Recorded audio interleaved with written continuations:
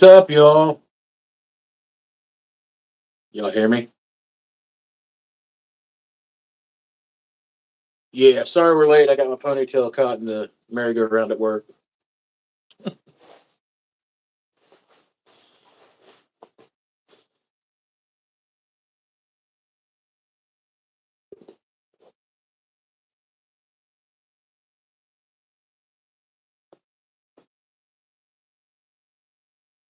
What's up, Paul?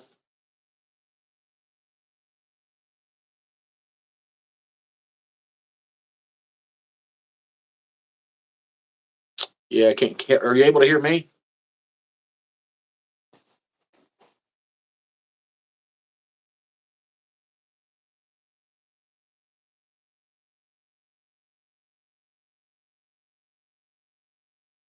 Curls. Yeah, I'm working on it.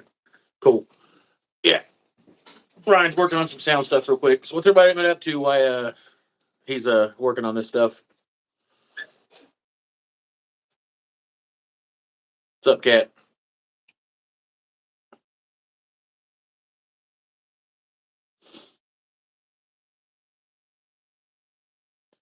I thank you much about my French cleat wall. I was kind of opposed to it when I started it, but I think I'm going to end up doing the entire shop like this, just because I like the way it looks and the way I can move stuff wherever I want to.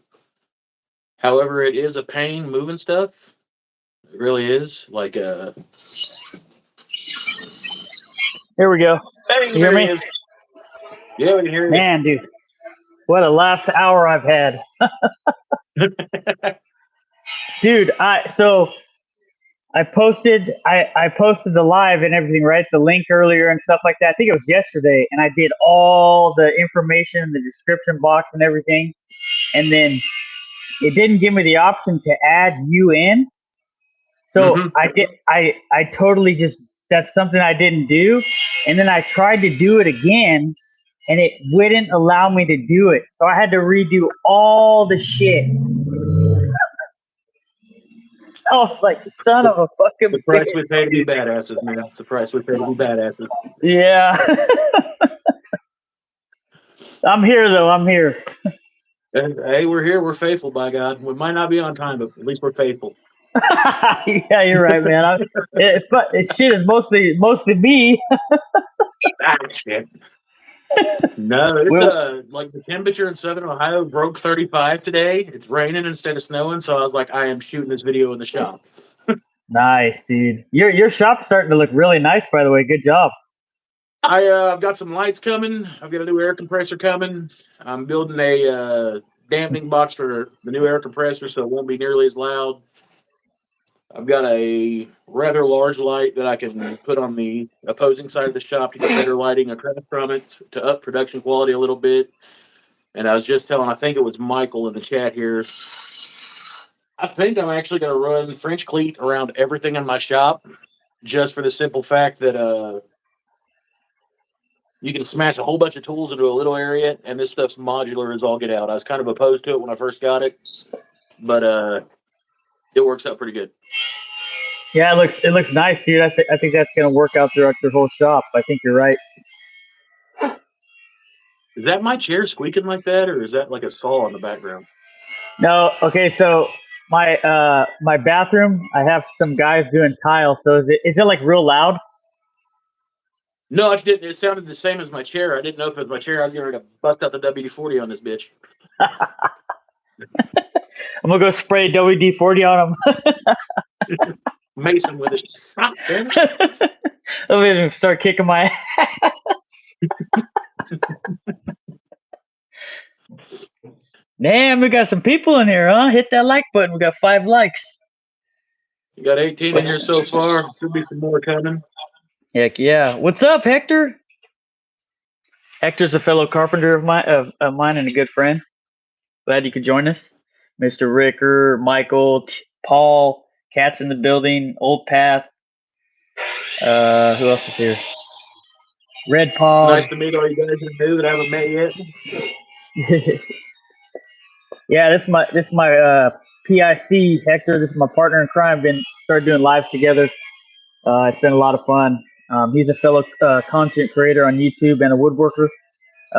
Amazing guy, amazing woodworker. Just glad to be doing this thing with him. I sell drugs on the side. And midgets for coffee. Don't sell those. I just traffic those. Now get in the ring. Ding ding. What's up, Joe? Funny fact, I'm actually terrified of midgets, man. They scare the hell out of me. I think it's their hands, like the things. Yeah. I don't do it. So I'm sorting the midgets. Yeah, dude, man. It's just something about them. They terrify me.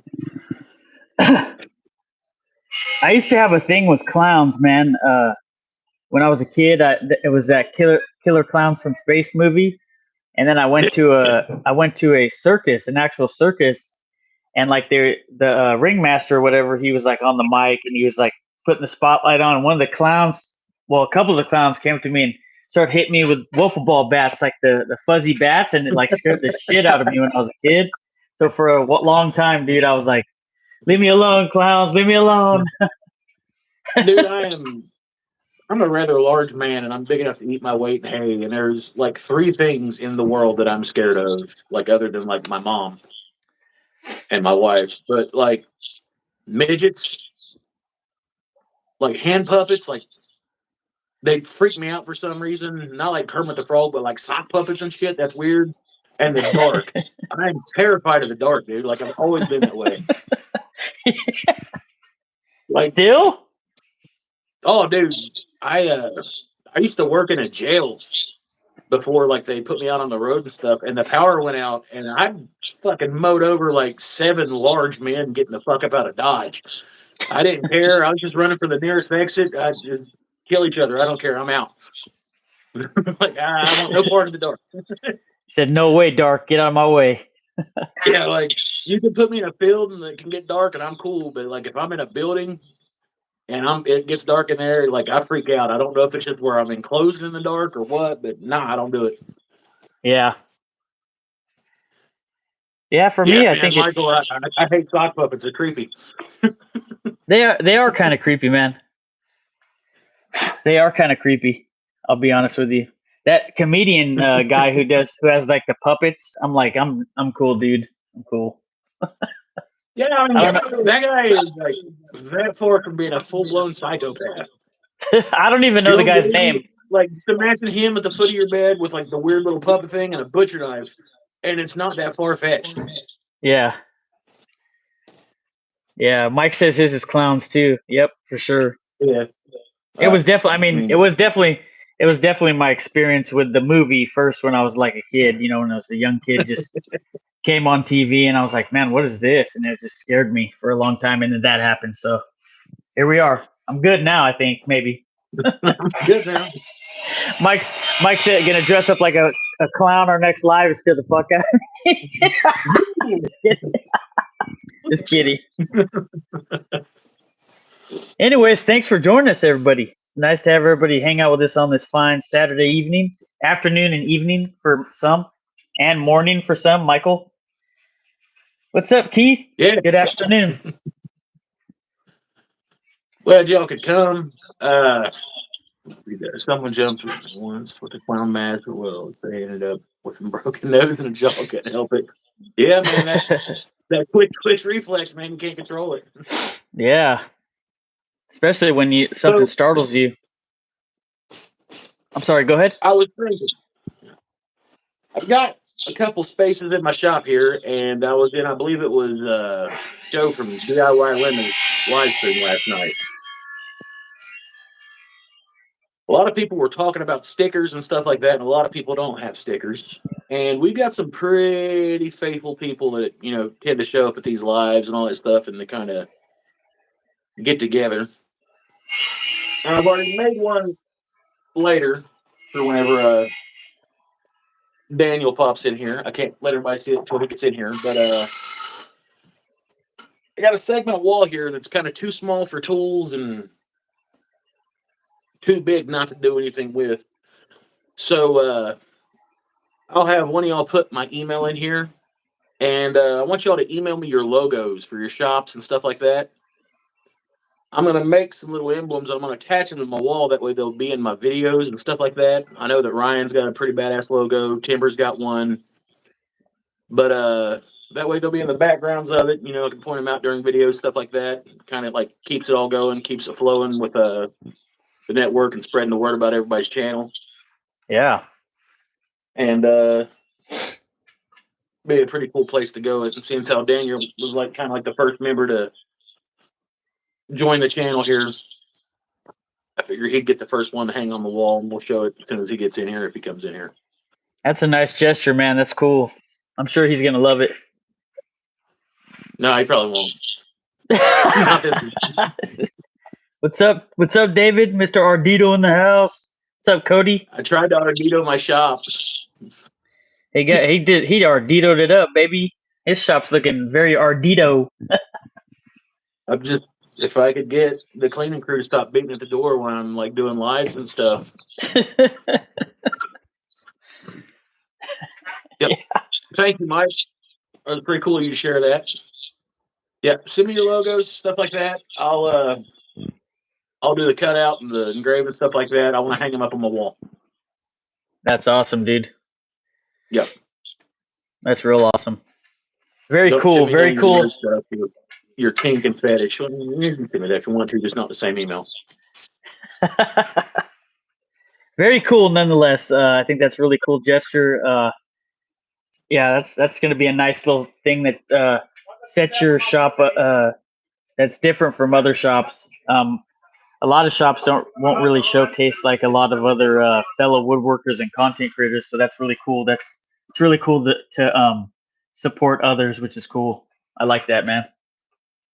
Yeah, well, we've all kind of been working together since like as far as I got into it. We've all been working together, and we all network pretty good, giving each other advice and stuff like that. Except for that Michael Wilson guy, and he just, damn dude, that guy just don't stop. He's different. I think it's where he's overseas or something. No, actually, that guy's pretty cool. I met him in the last chat, and me and him would probably message each other every day this week. Turned out to be a pretty cool dude. I'm glad I met him through your live stream here. He's a pretty good feller. Yeah, Mike's awesome, man. He's so cool. He's like always like he's down to chat whenever.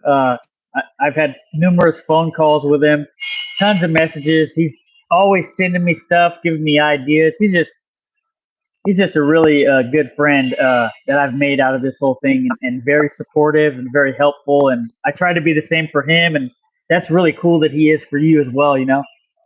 It's nice to see. Me and him, like within probably an hour of the last live stream, we'd exchanged emails. We had like a hiccup with that, and once we finally got into where we could communicate on a reliable platform, we exchanged emails and our social media stuff to where we could communicate.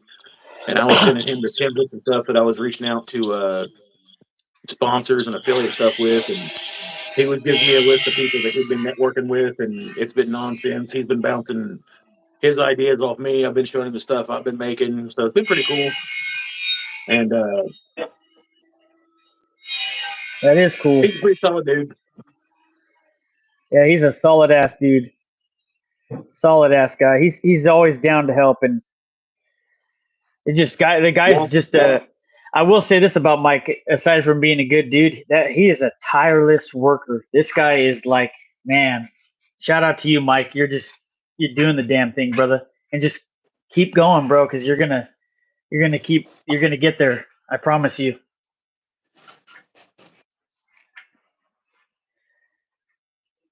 Oops, sorry. Custom knife stands, yeah. Bounce whatever you need to off me. Walker, Ryan's like rolling in the fat stacks, so he's got some people upstairs burying bodies under his tile or something. So you're hearing a tile saw. I thought it was my big ass breaking this metal chair, but it's the tile saw upstairs. It's not secret, man. I promise. Yeah, it's a tile saw. I should have kind of said that before, but I was kind of in a little bit of a rush because I had everything going on the last hour. I was like, I gotta get blah. So, but yeah, I think they're done now. But I don't know if you guys remember before. It's probably like 3 months ago. I had my kitchen tiled, maybe more than that. maybe like more like 5 months ago. Anyway, they were cutting tile in the front of my house as well too. So same type of thing. Yeah, busting out the Patreon. Anybody who wants to support 77 Rockets, go hit up my Patreon. And all my stuff is in the description box. All the sponsors and affiliates. I actually I picked up some new ones this week. If you don't mind me saying them real quick, I picked up Plug it, homie. Plug it. Yeah, I picked up Righteous Felon Craft Jerky. They got some amazing product. They're going to send me some product my way, and I'm going to be doing a review on it. But and you guys like jerky, go on to into the description box and check it out. I'm looking forward to seeing what they got. And I've actually had their beef sticks from Costco, and they're pretty good. And then I also picked up Ultra Clear Epoxy. They're also in the description box. They're a new affiliate of mine, and I'm proud to announce both of those. And both of them, I put links for a few products in the description box and a link to the page, and then I have a discount code for both of you. Any of you guys and gals want to check that out. And I know Mike's got some new stuff going on, so maybe he could let everybody know. And I'm pumped for you, dude. I'm so pumped for you, man. That's awesome. So if you want to, let everybody know, baby. Yeah, so my cousin went to Cuba and he brought back 2 bricks. No, sorry, man. I did get a call from customs today. My order that's coming from the Ukraine has made it to the U.S. So my Ukrainian chisels that were made, and they want me to do a review of them for the channel. They have made landfall into the U.S. and by what the customs guy said, they should be here within like the next 2 to 3 days. Stupid excited about that. I've got a couple local, not local, but within an adjacent 4-state area. Wood distributors are going to be sending me some exotic woods as well as some domesticated hardwood, stuff like that. They want me to review those, and they're not your normal like Bell Woods and stuff like that. Big name distributors. They're up and coming wood suppliers, and they're trying to get their name out there. And just from the basics of the way I've built the channel, I always like to promote the little guys, so I'm trying to push those out there. Now, I always like waking up with big packages on my doorstep, as long as they don't have like severed parts in them that belong to people. But I did wake up today with a full-on Acmer industrial size laser that they want me to do a review for you guys on it. This thing's supposed to engrave everything from ceramic to brass to metal, acrylic, glass, all that. It's select fire. They gave me an air and smoke eater, all that stuff. So I'll be doing reviews on that in the next few days. I'm still in negotiations with a couple other tool companies and a couple other miscellaneous companies like recording software companies, as well as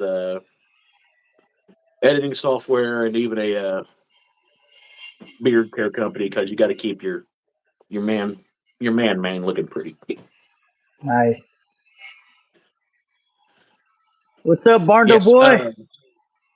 What up, y'all? The people that I've spoke with so far, they're supposed to be able to get me, I believe it's African blackwood, some ironwood, some lacewood, a couple different varieties of Purple Heart as well as Yellow Heart, a bunch of stuff like that.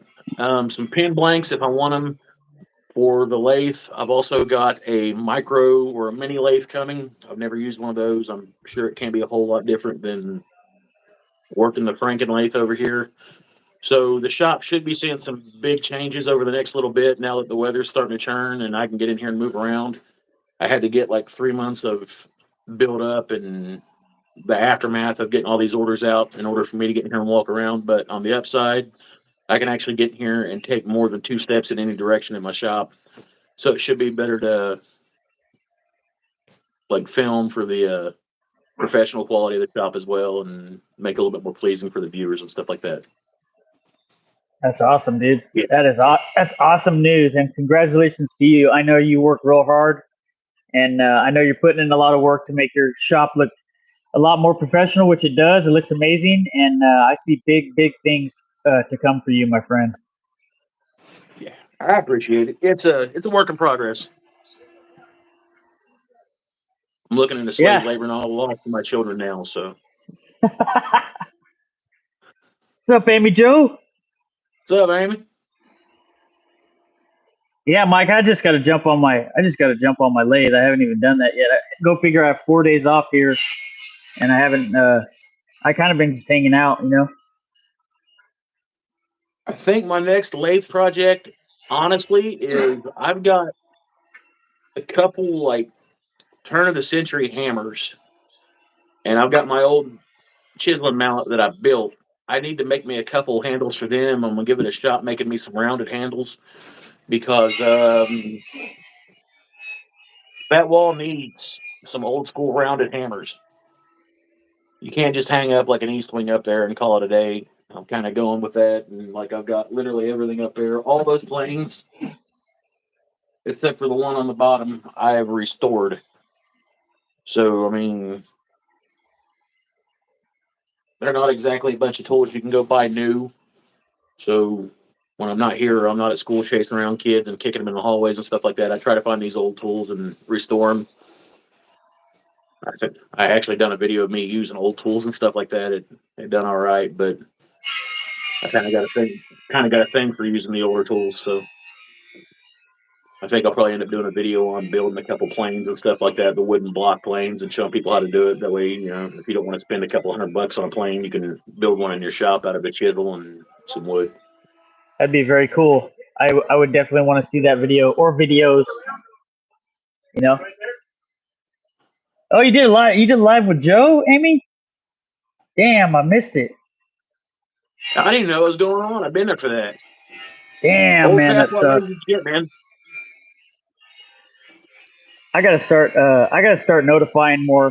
Like I'm kind of scatterbrained during the week, so I'm only like here when I'm on. I'm like it's when I'm doing stuff for like the channel and like promo stuff and all this stuff. But I need to get better at that. I'm saying, you know, getting better at getting out there and kind of catching these other lives and support these other channels a little bit more. You know. I But think that I'm actually going to be able to film a video and put it on my channel tomorrow. That'll be the first one since before Christmas. nice. That's how long it's been for me. Sometimes it takes a while, man, especially when you got like a lot of stuff going on, you know, like you were redoing the inside when it was the weather was going on, and then now you're redoing the outside. So you've been putting in a lot of work, you know. I'm gonna try to be Yeah. I'm gonna try to film a video tomorrow, and then put it out in the next few days after that. So hopefully, fingers crossed. That'll be nice to see your video, man. I'm looking forward to that. Yeah, I want to do something crazy, but I don't want to do anything too over the top. I've found out in like the videos I've done and stuff. It seems like the simpler projects that like anybody can jump in and just knock out, they seem to do better than like the more intricate stuff. So either A, I'm gonna have to do just like a basic project, or B, I'm gonna have to do a basic project and follow it up with a more intricate project because I really like the intricate projects, but they for some reason they don't do like super well with the views. I don't know. So It's kind of hit and miss, man. Like when I was like on my surge of views, then I kind of took a little break, and then the surge like kind of let down. It's kind of like the algorithm just like let me off at the bus stop, you know, or and then like I had to. It's like I had to kind of initiate it again, which I'm doing. So I'm trying to just keep it going, but I like to do these 1 day builds. I really do, and they do really well. But I really want to throw in like and it's going to take like a few separate building days because it's a bigger project, obviously. But I have a few things coming up that I'm going to be filming, but not like I'm just going to be like putting it to the side so that when I am done, I can edit it and release it like right away, like right after, like in sequence of like a small video is what I'm saying. yeah, Kind of like have to. Go ahead. I'm I sorry. want to get to where I can do like legit builds, like like hall trees and stuff like that, and not just be like, oh, this is my candle holder. I know that I build a candle holder next week, but by God, here's another variant of a candle holder. Would you like to Yeah. see a box? How about a coat rack? But I mean, there's a million different things you can build, but you've also got to take into effect like what are people going to watch because at some extent it is a numbers game. Exactly. That's very true. It's very true. A thing too that I've noticed too is that people will watch your stuff as long as you maintain like who you are and like because we could build the same thing, right? But Mhm.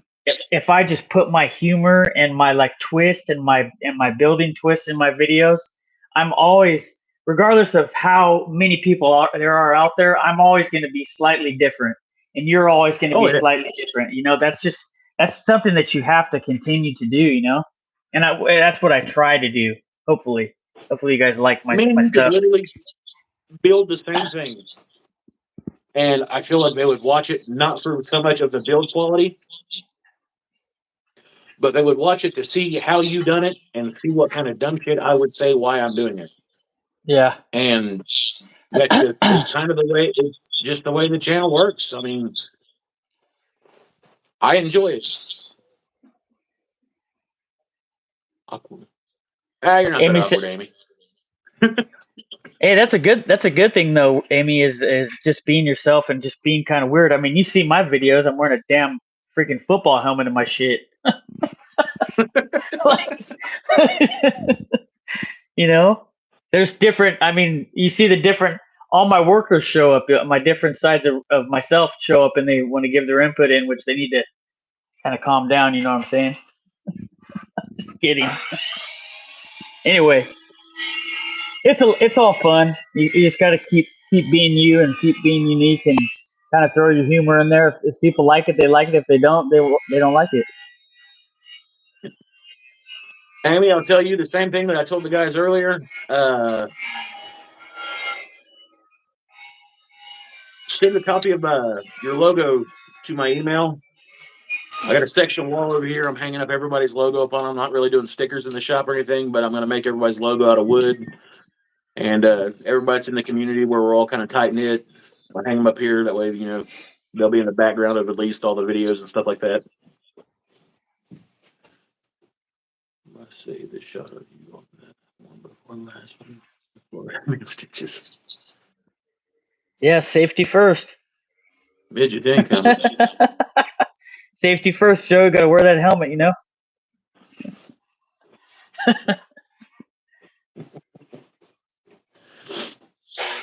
Midgets incoming. Sorry, that was something. No. Have you guys seen that the promo that Mike did for Bones Coffee? That was pretty hilarious, by the way. I thought that was pretty good. Hardest part about that was filming that in front of my family because they're like, "Oh my god!" I'm like, "Yeah." I seriously, I've probably watched it like at least 10 times. That's how funny it is. It's pretty entertaining. Man, I work in a school, so whenever I was like walking down, like of course, like the kids in the school that follow it, they're like laughing and giggling, but like my 7th grade English teacher still like works there, and like she's older than homemade Stan, and she's like, "Well, at least you use proper grammar." Oh, thank you. Yeah. What's up, Ray? Ray's in here. How you doing, brother? Paul, it's really hard to Oh, keep up with you. My family has made me pull back because I was on YouTube all the time trying to watch videos and keep track. Yeah, it's hard to keep up, Amy. There's a lot of stuff that goes into this. considered.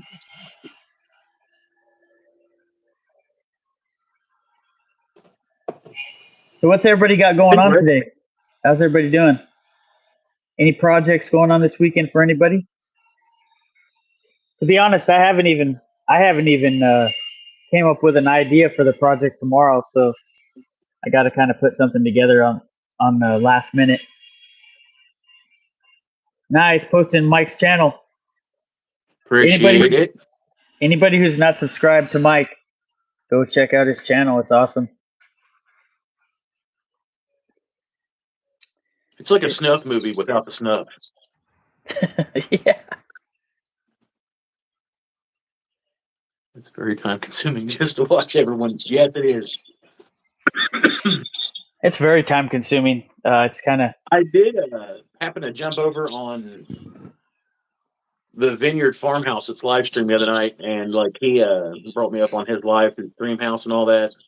And he's got a pretty cool channel. He's got a pretty cool following, and I think for future reference, if we want to bring someone on to kind of like pick their brains or shoot the shit with them or whatever, we definitely got to check out that StreamYard. It seemed like it's pretty easy to use. You got to go in and change a couple settings to where it'll let you all three talk at the same time, so it's not like a backwards delay or anything. Yeah. But it's not that bad. It's actually pretty cool to use. And it like. Go ahead. Oh, I was gonna say, so it'll link up to like, so say when I'm setting everything up in the live, it'll link with that. No, I know that whenever he had his set up, I went directly into his live. And then he sent, or he posted a link in his live to the StreamYard tab. And then whenever I clicked on it, I just went in, put my screen name that I wanted to have in the corner of my window here, clicked on it, set my settings to where I could speak and they could hear me and stuff like that. And they could view me on the website. And then, bam, I was in it with Daniel just like that. Oh, wow, that's bad. You were live? That was cool. That's cool, man. Yeah. I went live with him, and it was pretty cool. It only took me like maybe 3 or 4 minutes to figure out how to change the settings, and I'm not like a tech-savvy guy. If you get like Kat or somebody that knows what they're doing, they could probably knock it out in no time or walk you through it. But I was in there and ready to roll in no time. I had probably a good 40-minute interview with him, and he's got a pretty good following of like makers and homesteaders and stuff, blacksmiths, woodworkers, stuff like that. Yeah, he's got a pretty good channel too. Nice. That's really cool. That would be cool. Honey's in here. Honey. Yeah, what's up, Steve? What I up, know Steve? His name's Steve. I'm still calling him Honey. What up, honey? See, it feels good, don't it? Ain't it feel good? You out of here, Amy?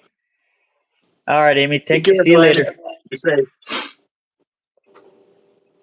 Hello, Jessica.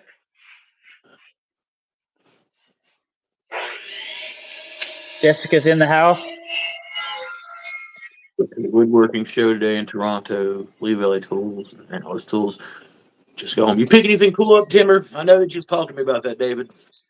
Kind of makes me sad that I'm not Canadian there for a minute because I really wanted to go to something cool like that. We never have anything like that around here. Yeah, I second that. Oh, I hate you so bad. Yes, nice, dude. You got some Nerex chisels? Man, what are you talking about, sucker? You get like the baddest chisels in the galaxy in like tomorrow. Some Ukrainian chisels when they get here, but you can never have enough chisels. You never have enough chisels. They're all different. They're like people. They got personalities. Damn it! I know. I'm just messing. Speaking of personalities. Oh, check out this little sweetheart I built from scraps. Nice. Yeah, she's a little dirty, but she works though. That's nice. Yeah, it's an old broken planer. I couldn't salvage it, so I took the blade, put a bolt through it, made a cherry wedge, and I think that's cherry for the base of it, but she shapes. Nice. That's cool. Very cool.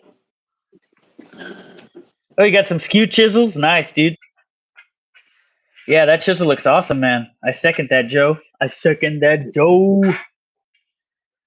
Yeah, she's pretty slick, Mike. That's a nice build. I'm gonna hone it down. I want to do like a couple.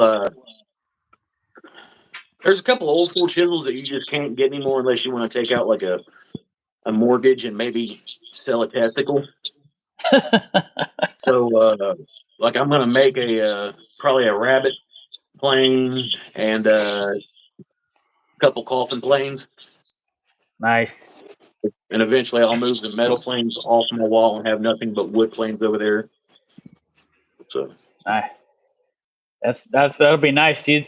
Your shop's gonna be. Yeah. I feel like I feel like by the end of this year, your shop is going to be like the baddest shop ever. I'm sure it's going to be like has so much character. I kind of got it like creeped out right now, but I've still got a metric shit ton of wood over here I gotta put on racks. Nice. And then behind us over here, I've got my miter station and all my pneumatics and stuff like that. I mean, I won't ever get rid of those, but I do like working with hand tools and stuff like that and restore them. It's always kind of been a thing of mine. Hand tools are a lot of fun. I definitely there's a lot of things that I want to buy in general, and I definitely want to go buy some Lee Nielsen planes in the future. A lot more. I want to get some Japanese chisels and a few Japanese planes, and there's a lot of stuff. As you know, the you're always looking at something and wanting to get something else. We're men, right? Yep. Hey, honey, So what time is your live tomorrow so I can watch that? And what kind of plane is it? Because I am an old school tool whore. Central time, that's like what, 3 o'clock Eastern People time? Think so. I want to check that out, Steve. I'm writing it down. I like to write. I'm old school. I like to write shit down. Excuse me. Yeah, Whose shop Kizzy. looks like they're about to tell you about Squarespace. And what is Squarespace? Squarespace. Yeah. And one My of us shop. looks like we're getting ready to tell somebody about it. Squarespace is a. I'm going to say this. No, nothing against Squarespace, but Squarespace is a tough gig to get. It is. Dude, so Squarespace is a site that creates a web pages for people, and it's pretty awesome. Actually, it's pretty awesome, and they'll usually sponsor woodworkers and content creators. But I will tell you this, their application is like crazy, dude. It's like you're signing your paperwork to buy a house. Literally, dude. Yeah, I know. I was like, did they really need to know all this shit? Like, no offense to them, but I was like, forget. Like, I got probably halfway through, and I was like, forget this. When was your last bowel movement? Yeah, like Texture, color. It was crazy. Now, and to answer your question before, Kizzy, you didn't get the notification because it's my fault. I had the live scheduled, and I had to redo the live because there's a few things, including not adding live together option, which is the pretty much the most important thing. That's able to give Mike a link to join the live. So I had to redo the whole thing. So that's why you didn't get a notification. So yeah, sorry about that. He just left me alone. I was out here raw dogging the internet for a little bit. Just on my own, just trying to find a home. Yeah. So yeah, they're definitely a big sponsor, Kizzy. I don't know. We'll see about the future. In the office. This whole TikTok being banned in the States, is that not going to benefit traders? Man, I don't know if they're going to like ban it or not. Apparently, like there's a bidding war between a couple like multimillionaires or billionaires or whatever that are like trying to buy it. I don't know. I don't generate enough content on or TikTok for it to like really like affect me a whole lot. I kind of hope they don't because I've got a lot of business off TikTok. But if they do, I'm probably not going to lose a lot of sleep off of it. And if they do, it'll probably force a lot more people back to YouTube. So here's what it is. Yeah, it's a TikTok. I will say, from my experience with like searching for affiliates for 77 Rockets, I will say to other content creators that probably don't know this, TikTok is actually pretty important to be able to fill out the affiliate or ambassador program sheets in order to move forward. So just so you guys know, it's like an option that's there that says you have to have a TikTok basically, because it's so Yes. because it's such a big thing with businesses and networking and all that stuff. So just so you know, I had to I don't have a TikTok. I used to, and it wasn't really like crazy or anything. But apparently having a TikTok, I had like at least 10 of the affiliates that I was and I really liked a lot of these affiliates that I wanted to really like be part of their brand, because they're ones that I really believed in. And those are pretty much those are the ones that I went after is ones that I really believe in. But like 10 of them, you needed to have a TikTok, which I was like, damn, like I'm not just gonna open a TikTok just to do this shit, But just for FYI, for those content creators that are looking to get monetized and looking to have sponsorship, that's probably gonna, if TikTok's still around, that's gonna be one of the pieces of criteria to move forward with an affiliate or ambassador type role. Just so you know. Hopefully you guys can take that for what it's worth. Just something that I've been through in the last month or two, so figured I'd throw that out there. And some of them actually want a. I've had like 3 or 4 of them actually ask me for an X account too. Like I never used it even when it was called Twitter, so I'm sure as hell like not using it now. But like I've had a few of them ask me for it, and then they looked at me like I was just completely ignorant when I told them that I didn't use it. I wasn't on that platform, so it's kind of like a double-edged sword. On one hand, they want it, but on the other hand, it's less social media you got to deal with, because after you get so deep in it, managing your Facebook, YouTube, TikTok, and all the emails coming from the affiliates and the sponsors, it becomes a second job all on its own. Yeah, it really does, Mike. I will say that it's a lot of work, man. Like I'm not gonna lie, like just so like I'll just speak from like a video perspective, just so you guys kind of see where it comes from on my side. So let's say like tomorrow I'm shooting a video, right? So I'm shooting a video. I have a concept. I'm shooting a video. I shoot the video. The video's done, and then I'm editing the video, and then the video's done. I'm done editing the video. Then before I upload it to YouTube, I have to create a thumbnail that's real catchy and a title that's real catchy. And then within all the parameters of upload, after I've uploaded the video itself, then I have to add all the description box stuff, like all my social media outlets, all my affiliate and ambassador referral links, and all the products that go with that.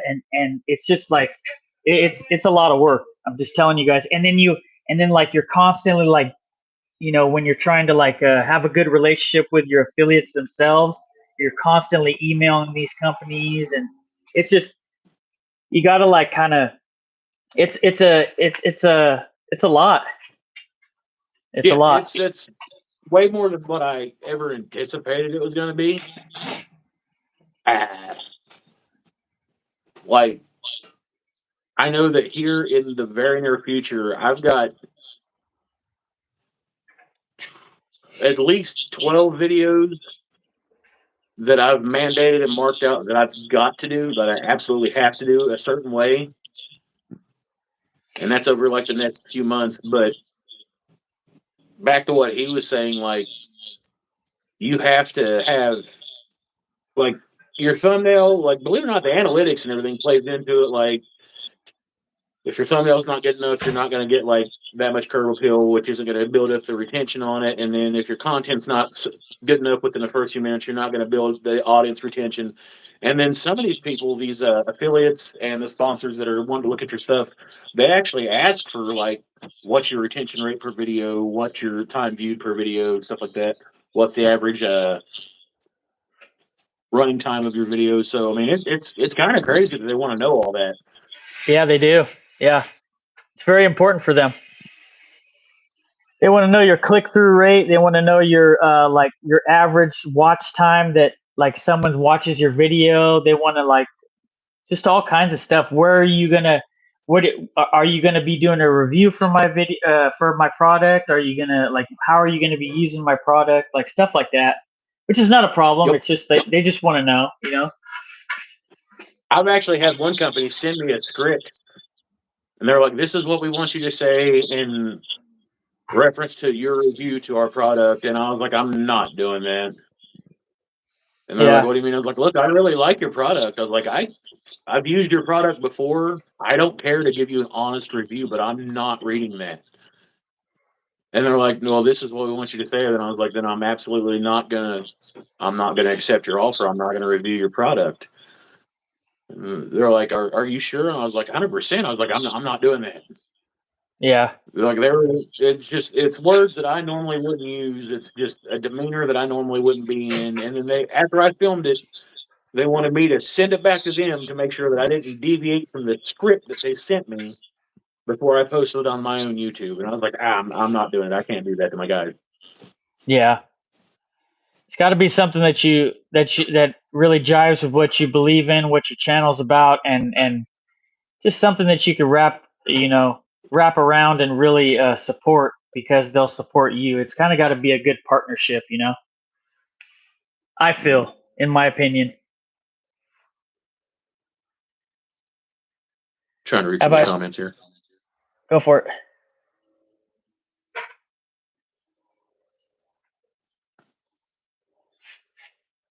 So I'll start. Let's see. What's up, David Jeffers? Mike says the whole TikTok thing being banned in states, is that not gonna benefit creators? At least that's one less they don't have to tell sponsors about. We'll see about that, brother. Kizzy says, "Oh, I see. Don't let it happen again." I'll try not to. It's always one thing with me, like the sound at the beginning, or like we're working through the kinks, man. It's only I think this is the third live, right? Yeah. Third or fourth, something like that. But they're getting better. They're getting better. Joe says Squarespace application too long, didn't read. Yes, of course it is. Mike says I didn't suspect if it does go dark, it'll be long till it's back. Yeah, I don't think it's like Mike, like you say, like I think if TikTok leaves, I think it'll make its way back somehow. It's too beneficial for business to go away. Or it might come back as a different entity. You never know. Different name, different. Yeah. I think they're already working on that, like Lemon 8 or something like that. I've downloaded it as backup just in case. Yeah. Michael Wilson, have I found people starting to come to me, or am I still reaching out? No, this is it was actually a lasering product. They were wanting to send me wood that they had made specially for lasering, and it's pretty much like balsa ply and walnut ply that they claimed was walnut ply. I'd bought it before, and the balsa ply was actually good quality, but the stuff they were claiming was walnut ply and cherry ply. It wasn't. It was pretty much particle board. I mean, it worked for what it was supposed to. The outside it was a laminate, but the inside it wasn't walnut like they were claiming, and they were wanting me to say that it was like 100% walnut and all this stuff like that. And I just refused to do it. It wasn't like a big tool manufacturer or anything like that. Bearded Viking Woodworks. What's up, Daniel? I've been waiting for you to show up, sir. He's got a surprise for you, Mr. Daniel.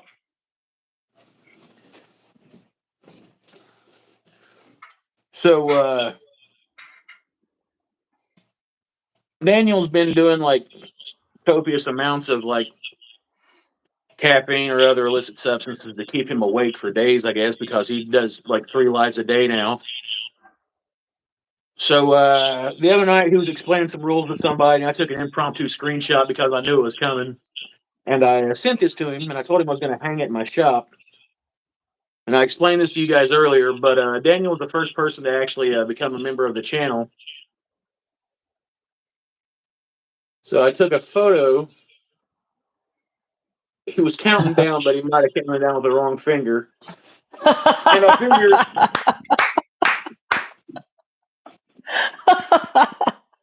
Oh my gosh, dude, you're so funny. That's French cleated. It needs to go up there on the wall so when things get hectic, I can look up there and just be telling me kids rock and get my shit together. Oh, dude, you're gonna be the only person in the universe that has that fucking picture. You're too much. Oh my god. My wife's in that, and she's like, "What the fuck are you doing?" And I was like, I gotta hang it up." She's like, "There's a picture of your kids in the fucking shop." Hell yeah, you are a legend, bro. That's oh my gosh. Right there with all my shit in the background of where I film. There's Daniel, the bearded Viking, telling everyone to fuck off. Hey, it's gonna be bearded Viking says you're number one. It's like, you're my best friend. Oh my gosh, dude. I was messaging Conrad and Kat and everybody today, and I was like, I need a logo, and they're like, Conrad's like, I don't have it. You had to steal it from the screenshot. And Kat was like, what do you need it for? Are you gonna give him something? And I was like, kinda. And she's like, what? And I was like, I need it for something. And she's like, let me double check with him. And I was like, yeah, this is fucking going nowhere. I was like, I'll rip it somewhere. I can't get this out. Yeah, that is incredible. I will agree. Yeah. So the Godfather himself's on my wall. Heck yeah, he deserves it. Yes, he does. and with such prestige. Yeah, he's right there by the tables, man. Every time you look over, he's gonna be like saying, "What's up, man? What's up, fool?"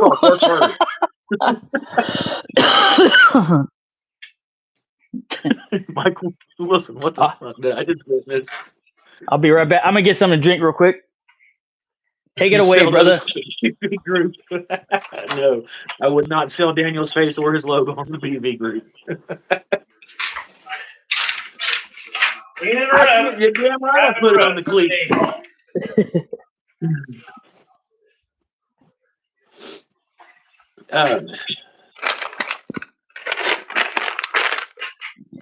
Yeah, this French cleat thing is like stupid addicting. But yeah. What's your name again? Ryan. Ryan? Make sure you guys. What's your name? Victor. Victor, nice to meet you. Just put my email and stuff in here. Huh? Send me your logos and stuff. I got a section all over here. I'm gonna do the same thing that I've done with your shop design Tomorrow? or shop logo. I mean, I'd like to sleep in, but My cover this entire wall where I do my bench. If your guys whatever's fine. Yeah. Yeah. I was thinking around 9-ish, 9:30-ish. Yeah. And then that's what's going to take maybe like, I want you guys logos in my shop. Y'all need the logo. We should be in and out. Yeah, perfect. And then that way, we'll get to the rest of this thing. Yeah. All right, so 9:30-ish, 9:30-ish. Okay. Yeah. Sounds good. I did add data blue on the back of it. What is going on? I think Ryan was telling his neighbors if they didn't get to acting right, he was going to saw their face off with a soldering iron. I'm not sure. Nah. I should have turned my mics off. He's like, listen, you shits. I'm trying to run a damn YouTube live here. If you don't stop making all that noise, I'm going to break out a can of whoop ass and take your face off with a garden rake. I'm looking for my chart. Is that all right? We pull the paper tomorrow? Cat, it wasn't nothing too god awful.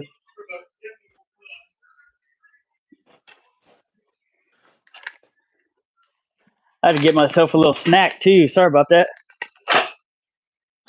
There's my charger.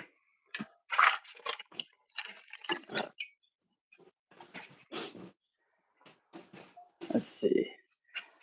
I gotta get my. Make sure no one started saying.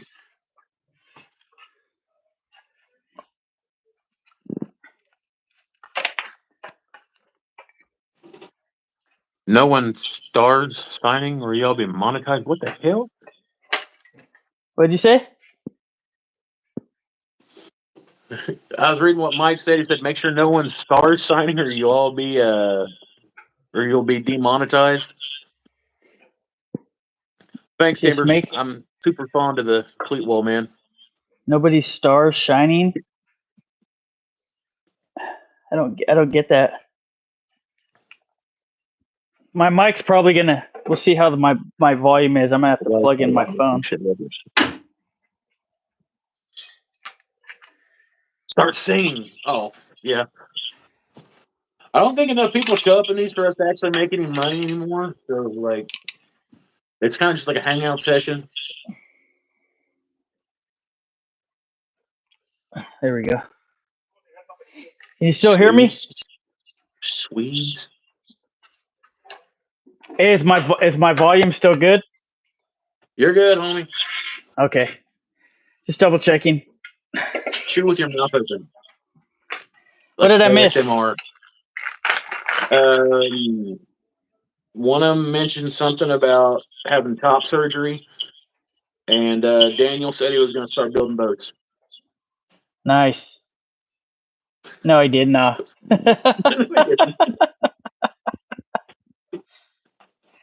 Man, I missed a lot, huh? Yeah, like Let's bro, see. you've been loud as fuck the whole time. Mike says can barely hear over Ryan's conversation. You sucker. See. Ooh. Yeah, Daniel leaves his mic on when he goes and makes his espresso.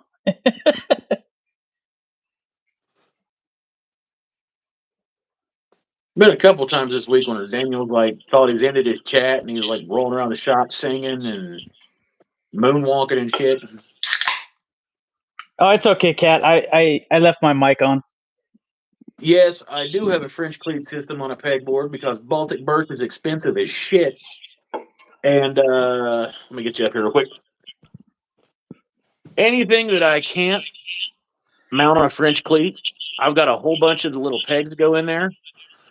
So I can still put the pegs in there and fit smaller stuff in between them. My shop's not really meant to be pretty. It's meant to be kind of functional. And works out pretty cool.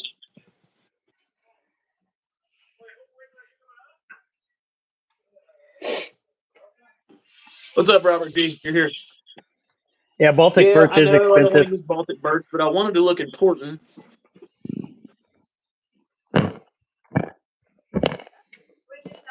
Hey, is that a French cleat system on a pegboard? Yes. Yes, it is. You damn right it is. It makes it look kind of pretty, though. Function over attraction. There you go. Just like whenever God made me. Function over attraction. I'm not pretty, but I'm useful. Later, honey. See you, Steve. Oh. Yeah, it does look kind of pretty, David.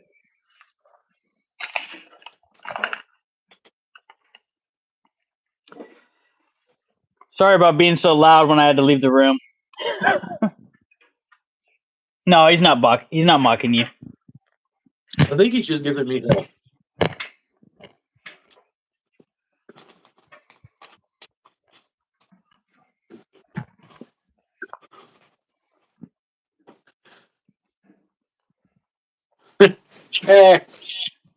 You got the hair, though.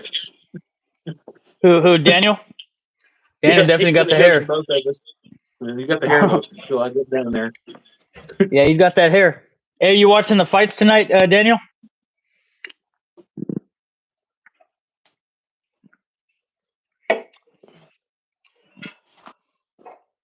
Even though Armand's out, a back injury.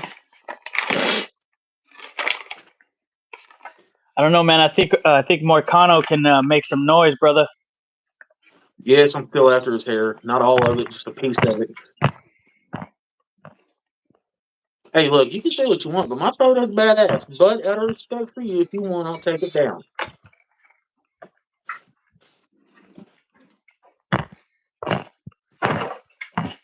Or at least take it off camera. No, the prelims start at 5 or 6. They're later. I didn't get my hair cut anything, Cat. I said it was late because I got my ponytail cut in the merry-go-round at school. We're actually having some technical difficulties starting up. Yeah, we were. It wasn't a sound one this time. It was a tardiness on my behalf. It was a real-world problem. Yeah, it was because I had to redo the whole live because I hadn't added mic in, which is like the most important part. I'm glad you said don't take it down because I probably wasn't gonna.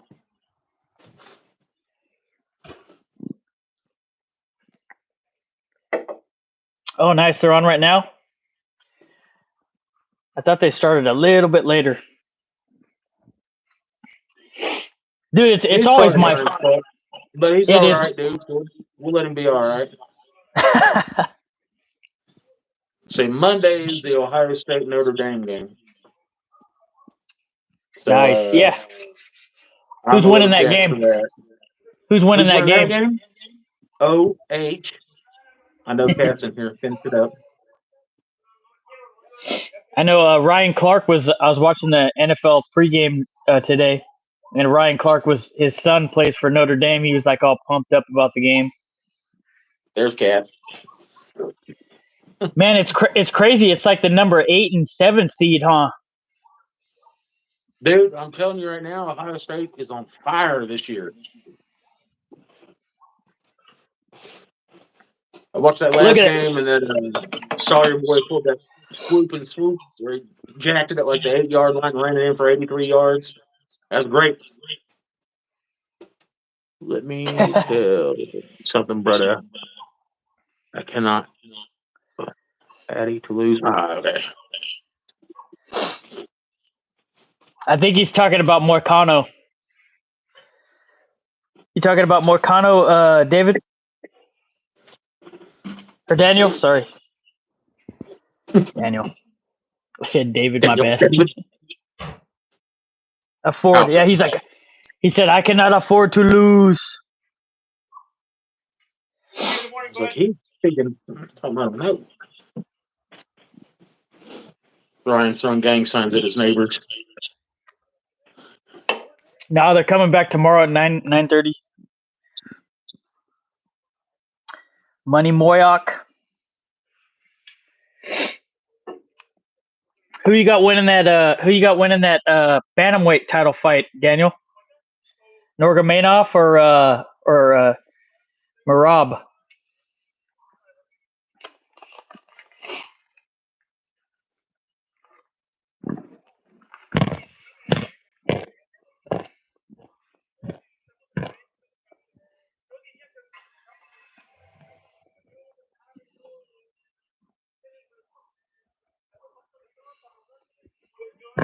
Who you got in these NFL games?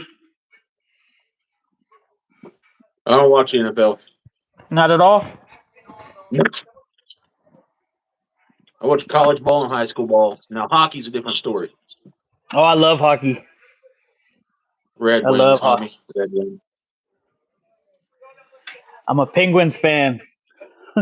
We cannot be friends anymore. I shouldn't have said anything. I'm leaving the stream now. Red Wings. Are my comments coming in? Sabres. Cat, come on, man. Yeah, that's cool. Yeah, they're kind of slow. I don't know why. There's a little bit of a lag. Yeah, they are very. I don't know what's going on. Bye, Mike. What?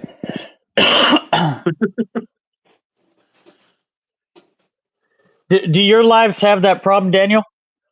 Are they? Is it kind of like glitchy sometimes? The last time I hosted a live, my own live, it was coming in slow like that. Oscillating tool is the shit for cutting out drywall, especially when it has quarter-inch plywood. Robert G., there's a reason why they call the oscillating tool the miracle tool. I'll tell you what, I love me an oscillating tool. Every time Harbor Freight has them on sale, I buy like 3 of them. Oh, they're the best, dude. They're the I got a DeWalt oscillating tool, and I've had that thing for like 10 years. It's like money. God, I love that thing. Black and gold always. Nice, Joe. They come in. He said, "I'll just say that I'm not a Leafs fan. I think I'm. Yeah. You're talking about Toronto Maple Leafs." It's something like Toronto. No one is. It's okay. You're Canadian and you don't like them. Only hometown team kept Mike. Who's Indian? Down there. Yeah. I can watch the Bengals if I have to. Blue Jackets. Got to rep it for the home team. But as far as NHL, Red Wings all the way, and college football, it's Buckeyes. Buckeyes all or nothing. Man, you're gonna hate me. I'm everywhere. Oh, good Lord. I'm a Steelers fan. I'm a Penguins fan. I'm a Florida Gators fan, and I'm a Atlanta Braves fan in baseball. I'm everywhere, dude. Baseball, you got to keep it for the home team. I like the Reds. I can watch the Yankees play. But the Reds are, you got to rep the home team. Yeah. Michael, if you don't have an oscillating tool, you need to get an oscillating tool. There's just so much you can do with them. And there's like so many different hacks you can do with them.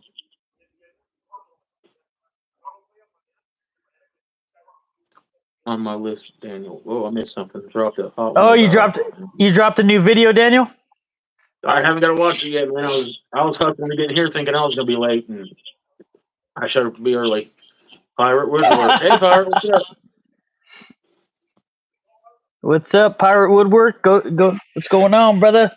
No, if you're not subbed, man, go ahead and sub to some channels. Check them out. Daniel, I just got home, so I'm watching that right now after this live. Yeah, I'll definitely watch it as soon as I get out of the live here. Don't think I've ever needed one. You cannot have a shop and not need one. If you have a home, you need an oscillating tool. They can get to where man hands can't get. They can cut holes where you shouldn't cut holes. And they can sand in little tiny corners. They're badass, dude. Definitely a tool that is underappreciated by a lot of people. I will say that. I don't mean that in a bad. I mean that in a bad way, by the way. But yeah, it's a. My father-in-law got me a brother-in-law one for like a Christmas ago or something like that, and it was like a cobalt, and I seen it, and I was like, "Oh, that's cool." I'll never have use for one in my shop. And then just by chance, I was like trolling around at Harbor Freight, wasting money as normal. And they had their brand on sale for like $19. I bought one and used it, and I was like, this probably won't last long. So I went back and bought two more, and still got two more in the box on the shelf in case that one burns up. But yeah, like the blades, they last pretty good. You can like chop a 2x4 in half with one of them, and they come with like all kinds of grits and stuff like that. They work in a pinch if you can't get like a full size saw into somewhere, and they're great for like drywall and paneling and stuff like that.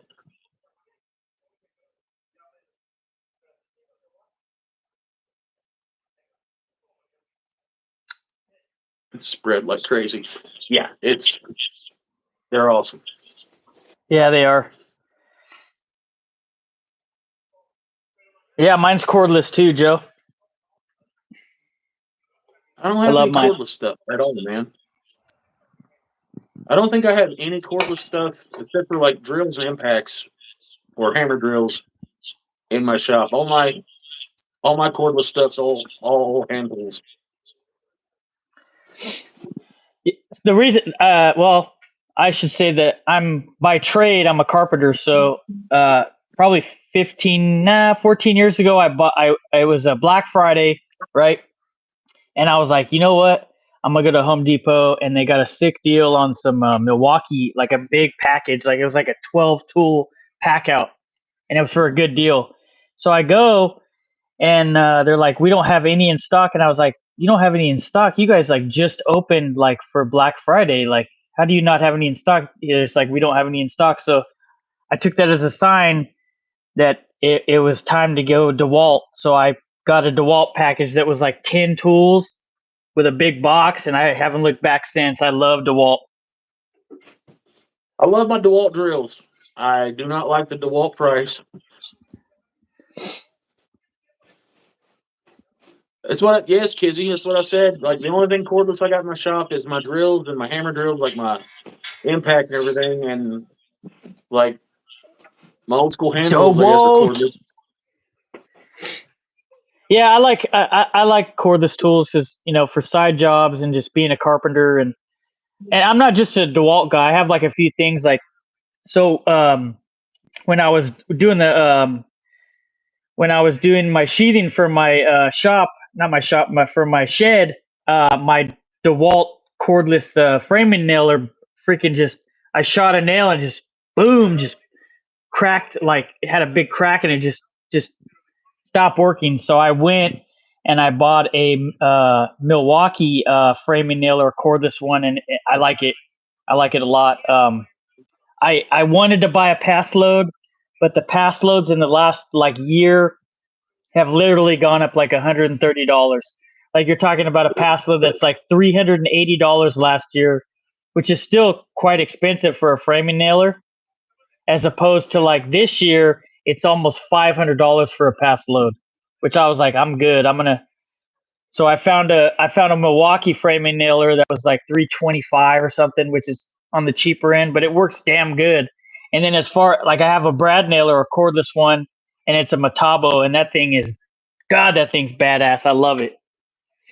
Well, love that thing. Later, Daniel. I hope you're okay, man. It just hit a deer. Oh shit, dude. Hope your ride's all right, man. I hope you're okay, man. Damn, dude, that sucks. Yeah, that's a quite a big occurrence here in Southern Ohio. Temperatures I'm pretty minded right now. Yeah, as far as tools go in my shop, man, it is off the wall, dude. I got like a lot of Craftsman. I got the Hercules dual bevel sliding miter. I got the Frankenstein rigid lathe, Craftsman table saw, all the hand tools. My clamps are all over the place. Most of them are Harbor Freight. We got a few Chicago Electric, a bunch of Delta stuff that I've bought and rebuilt, like my planer, my drill press, scroll saw, stuff like that. My pneumatic stuff is all over the place, from Bosch to Craftsman, all over the place. But the thing that I'm real particular about is like all my planes and stuff. I try to stick with like Stanleys and Baileys, and my chisels and stuff. I try to stick with as much of the old Stanleys as I can. But I do have some Beaver chisels mixed in there for the angle cuts, stuff like that.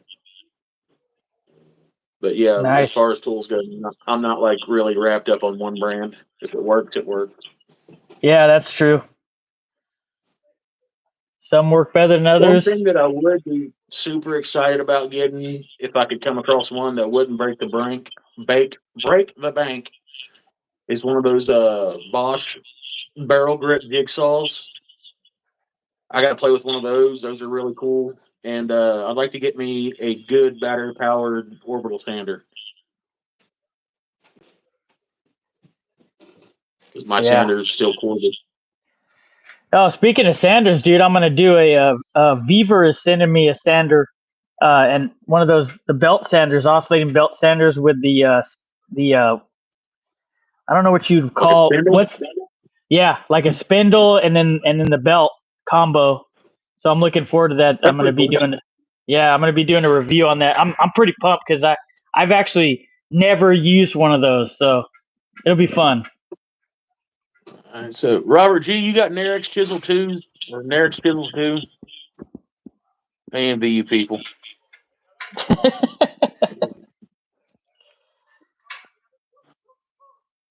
Barrel grip jigsaws. Yeah, I definitely want one of those. Yeah, Robert G, the Hercules tools, man, everything that I've seen so far, they make pretty good quality stuff. I think they're like the top line of the Harbor Freight tools. I'm pretty fond of them. Awesome. Don't like cordless sanders. Battery lasts. Oh, they do last like 20 minutes. I didn't know that. I think 20. Go ahead. what's it? Milwaukee just came out with a cordless sander. I don't know how.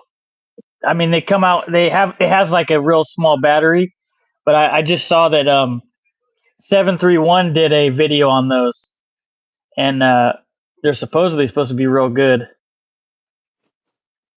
I don't think that I would ever buy a. I don't think that I would ever buy a cordless sander. I don't see like the. Yeah.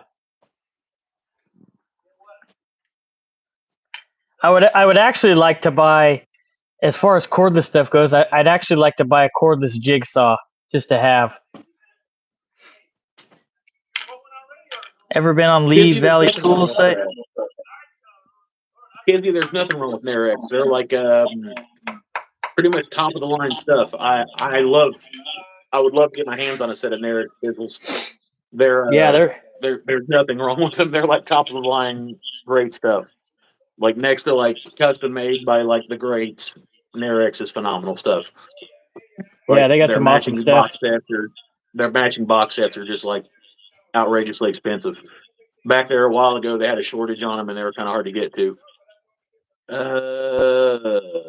No, I can't say that I've actually been on Lee Valley's tool site, Timber. I probably should. I've been on there a few times. I haven't really looked around at a bunch of stuff, but I've been there. Paul Walker, I've got the big black laser enclosure from Beaver. That's what I've got my CNC machine set up in, man. It works phenomenal. I got like the 35 by 35 by 35 or whatever. I just rigged mine up to where I could run the wires out to the head unit, and I put a smoke detector on top of it.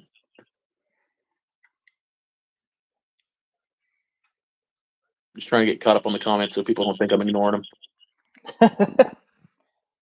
Where are we at? Michael Wilson, definitely not a cordless sander. I have a 110 Makita, big ass Makita. Makes good tools. For it to last a long time, you have to have the big honking 5 amp. I never thought of the battery life on one.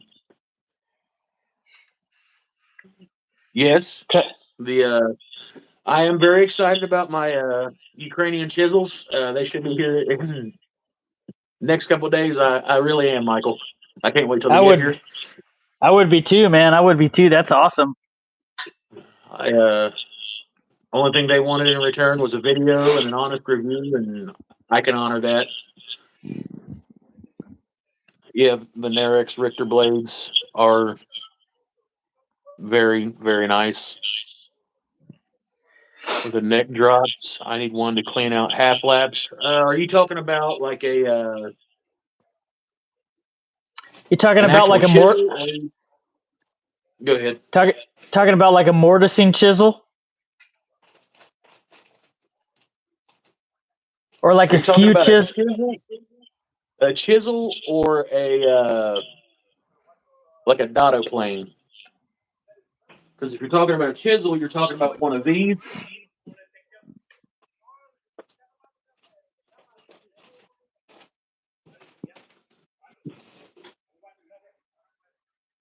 These are so like if you've got your dado, like your edge of wood, and your dado sets down here. This could sit down in it, and you can actually work and set that flush across the bottom. A lot of people will set a piece of wood and slide it behind it to keep it at the same level.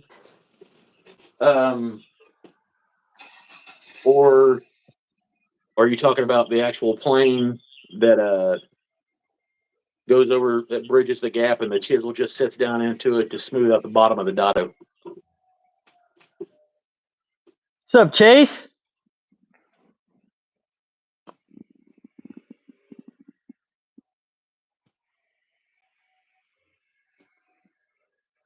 Strictly just for half lap joints, huh?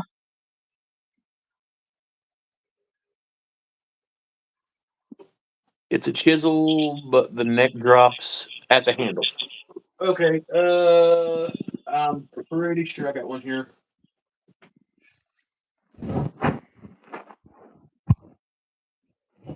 The dastardly duo. What's up, Joe? Jeff S. Yeah, live during the KC game. That we dedicated, baby. Who's winning, by the way?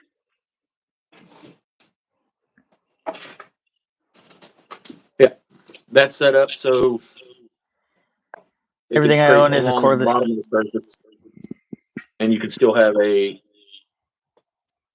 board up above the back of it to keep it at a set level above the wood. Nice. Mike's got a lot of chisels. Yes, I do.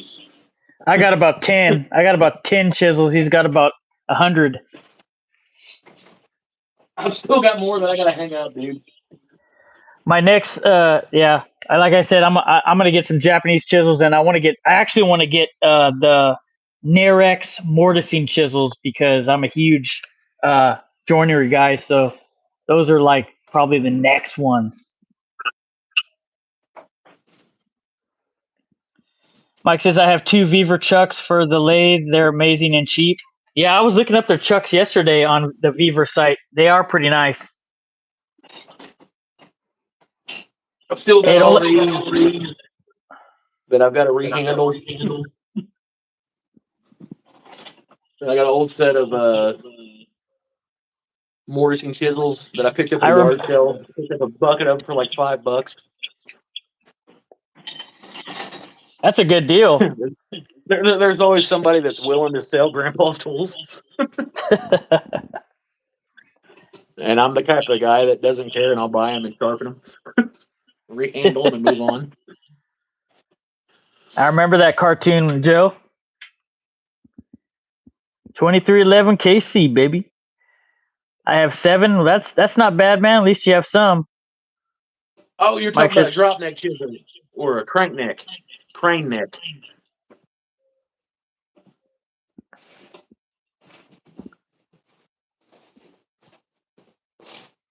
Yeah, Robert got it. Crank neck chisel. That's it, Robert. Ding, ding, ding, ding, ding. You got it, buddy. You saved the day, Robert. Congratulations to you, sir. I did find out that, like, at the school I work with, like, the math teacher, like, he's just like a phenomenal cabinet builder, and he builds them all from scratch. Dude's got like a gigantic wood shop. And then, like the assistant superintendent or whatever, this guy is just like a straight up, like a woodworkaholic. Like, I like woodworking. Like, woodworking is my thing. This guy, he restores old tools and stuff. Like does the read work. He collects books on the stuff like that. He's gave me a couple books to read on it. But he knows where all the like big estate sales are and swap meets and stuff like that. And like he doesn't do nearly as much woodworking as he does like restoring stuff. So I try to like snooze up on him and be like, "Hey, homie, won't you sell me some of that stuff?" And he was like, "Nah." He's the only guy I know that's got every one of every Stanley kit or Stanley plane made from the one all the way through in succession. It's like a multi-$1,000 collection, and I was like nerding out over it, and he won't come off any of the extras. It's cool because they watch all my videos and they comment on stuff and give me suggestions on videos and things like that, so I can't really complain. That's awesome, dude. Yeah, and like the cabinet maker, Mr. Watson, like this dude, he should literally have his own YouTube channel. Like the guy is that good. He's phenomenal at making cabinets. Like he's like, I do all right. And he was like showing me like some stuff that he built, and I was like, dude, I've stayed in condos and hotels that didn't have stuff that looked like that, like full-on walk-in closets with wraparound cabinets and shelving systems. He's like, I do okay. It's just a hobby, and I'm like, I hate you. There's some badasses out there, dude, you would never know about. Yeah, and you'd never expect it if you look at this guy. He just looks like he just draws on a whiteboard figuring out math problems all day. Yes, Jeff, it is. Like I was talking about earlier, couple of these planes that are up here, I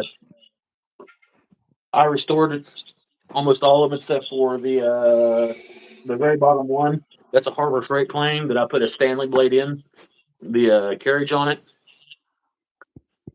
and I just kind of like Later, restoring. Mike. Mike, you leaving? Later, Mike. I know it's Love you, early brother. over there. Later, bub. Be careful.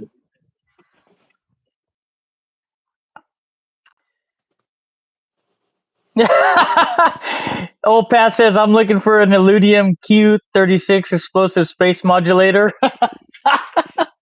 All right, Marvin the Martian. I got none of those, homie. But there's enough people in this group, we could probably build one. Yeah, we could. That'd be amazing. I got some large timber chisels to refurb and need new handles from the late 1800s. Blades are 12 inches long, and they're heavy as AF compared to a normal Yes, chisel. I would love to have a set of timber framing chisels, man. They got those long handles on them, like lathes or lathe gouges. Those are awesome. Nice.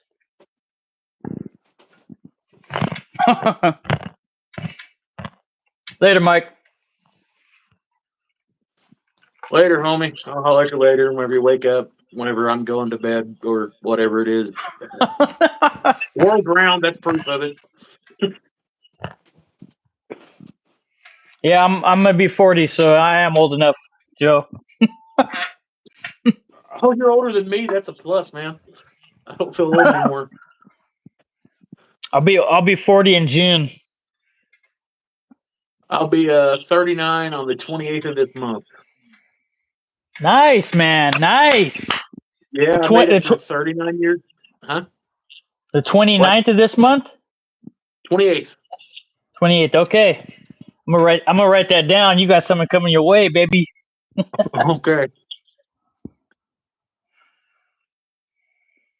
Lee Valley has patterns for plane handles. Yeah, they and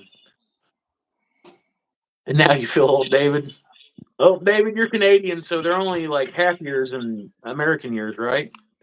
Michael How Wilson old are you? looks like he's the oldest one out of all of us, and he's only 33. Oh, He's got a full-on living in a mountain beard. Robert, you're 47? No way, bro. Casey's 34. How old are you, David? Good Luck Workshop. I'm 57 with the mind. Oh, I thought you said you had a 13-year-old. I was like, how are you still kicking, homie? What's up, Conrad Wheeler? What's going down, What's brother? up, Conrad? Conrad, this is what I needed the logo for earlier, man. I wasn't trying to be a creep, I promise. If a creeper. Shot fire, bitches get. David's photo.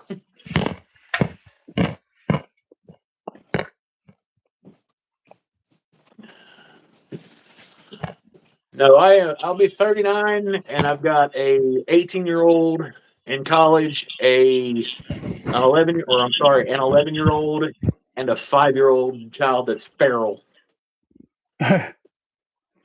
So I started over twice. Yeah, I got 3 girls. I just started over.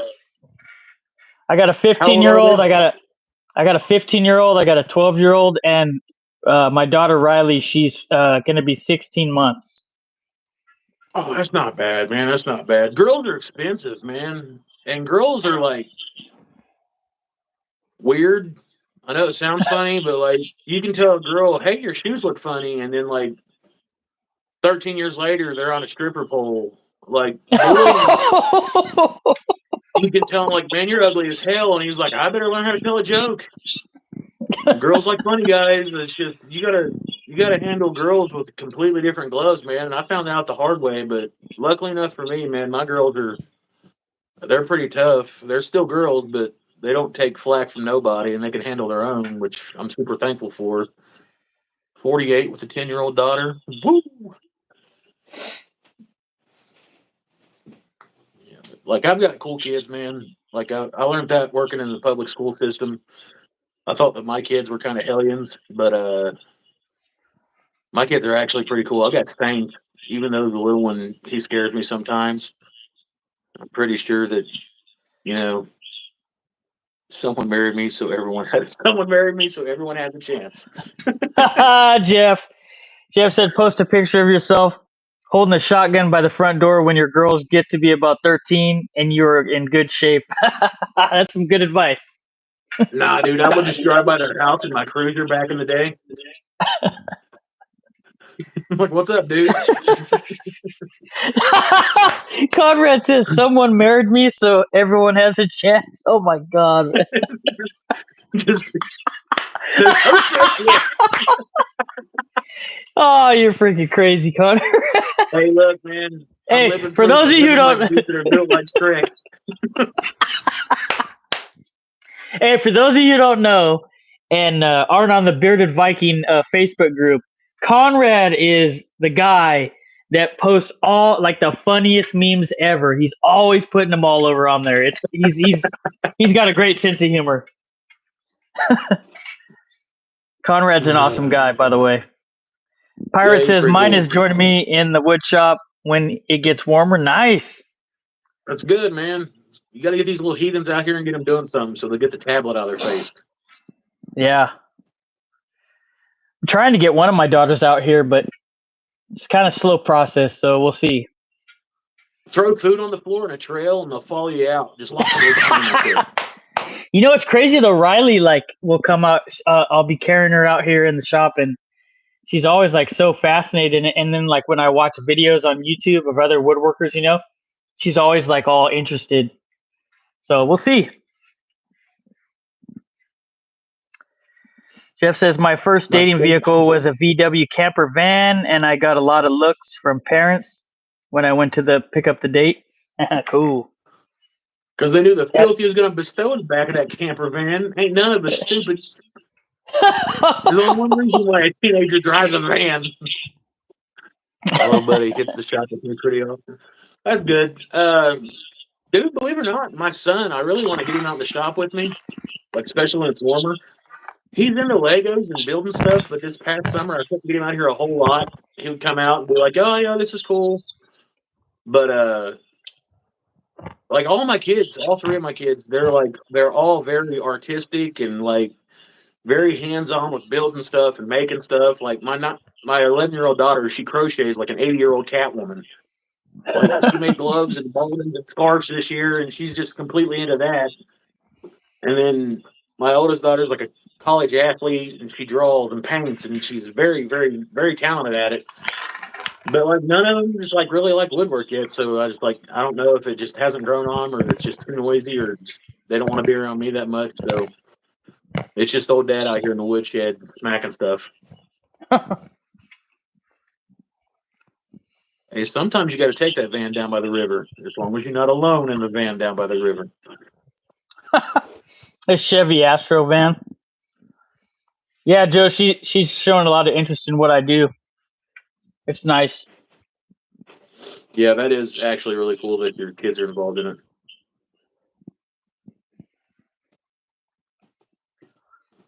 Jeff says, I made the mistake of inviting my wife to my shop, and now she has half the shop. Just like our closets. I keep getting less space. Well, there you go. Now, I will say, during the event season and whenever, we got shows and stuff coming up, my wife is all on board, dude. She is a straight soldier when it comes to it. She will go to every show with me. If I got to cram and there's stuff that's got to get painted or stained or whatever, she's the one doing it because she knows that I hate painting and staining. On the door hangers and stuff, if she thinks something needs a bow, she jumps right in. She'll knock out bows to put on these door hangers and all that stuff like that. And she is down with it. So I can't knock that. Now, as far as her coming out here in the shop and putting in time, nah, she's not about that life. Yeah. Don't worry, I'll get her home. What do you say? The boy had a stabbing wagon. He didn't have a 4x4 truck. He had a stabbing wagon.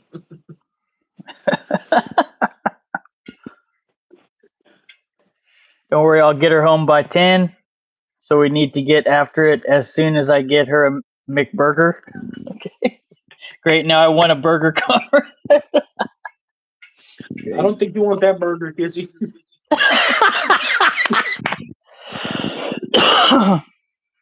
You get ready to get that McShrek burger. A buddy of mine, Joe says, a buddy of mine had a 4x4 love truck, and he put a topper on it and threw a mattress in the back. Damn, that's crazy. It's the stabbing wagon. Yeah.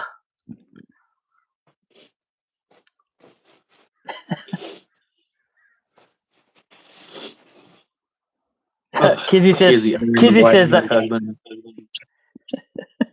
Go ahead. Jerry. It rocks. Not that burger. What's up, Cody? Cody's back. Hey, he's Where'd back. you go? Cody, send me your logo to my email. Yeah. Damn, my Send your scream is logo. loud on your ear. You what? I can hear my echo when I scream.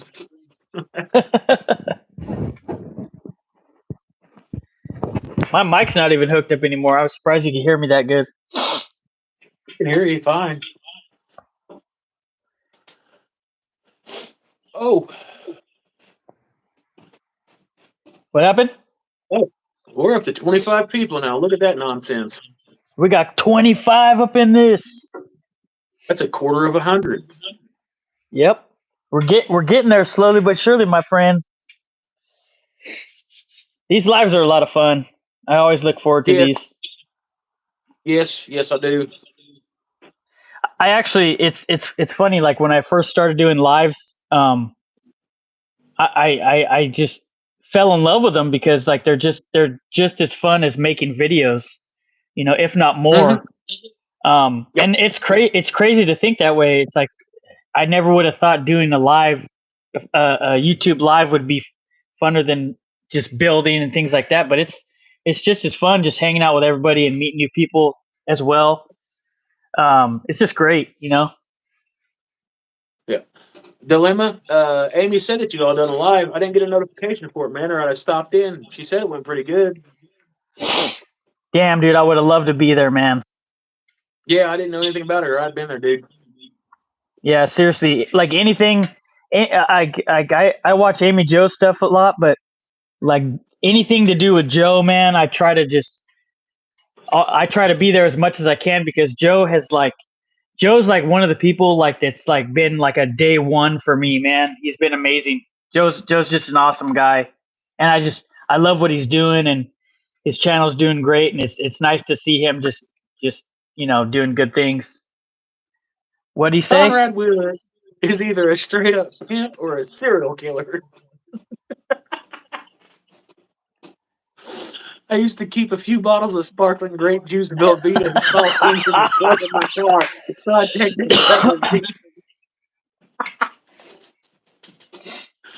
Welcome to my swamp. There's a difference. Yeah, they definitely are fun, Cody. They're definitely fun. Lives are a game changer. Joe says we're gonna roll out more of them. We're gonna get her monetized. Yeah, Amy must be pretty close, right, Joe? She's been hitting it hard. I know she broke 1,000 subs, and she's got to get those watch hours. You just got to stay consistent,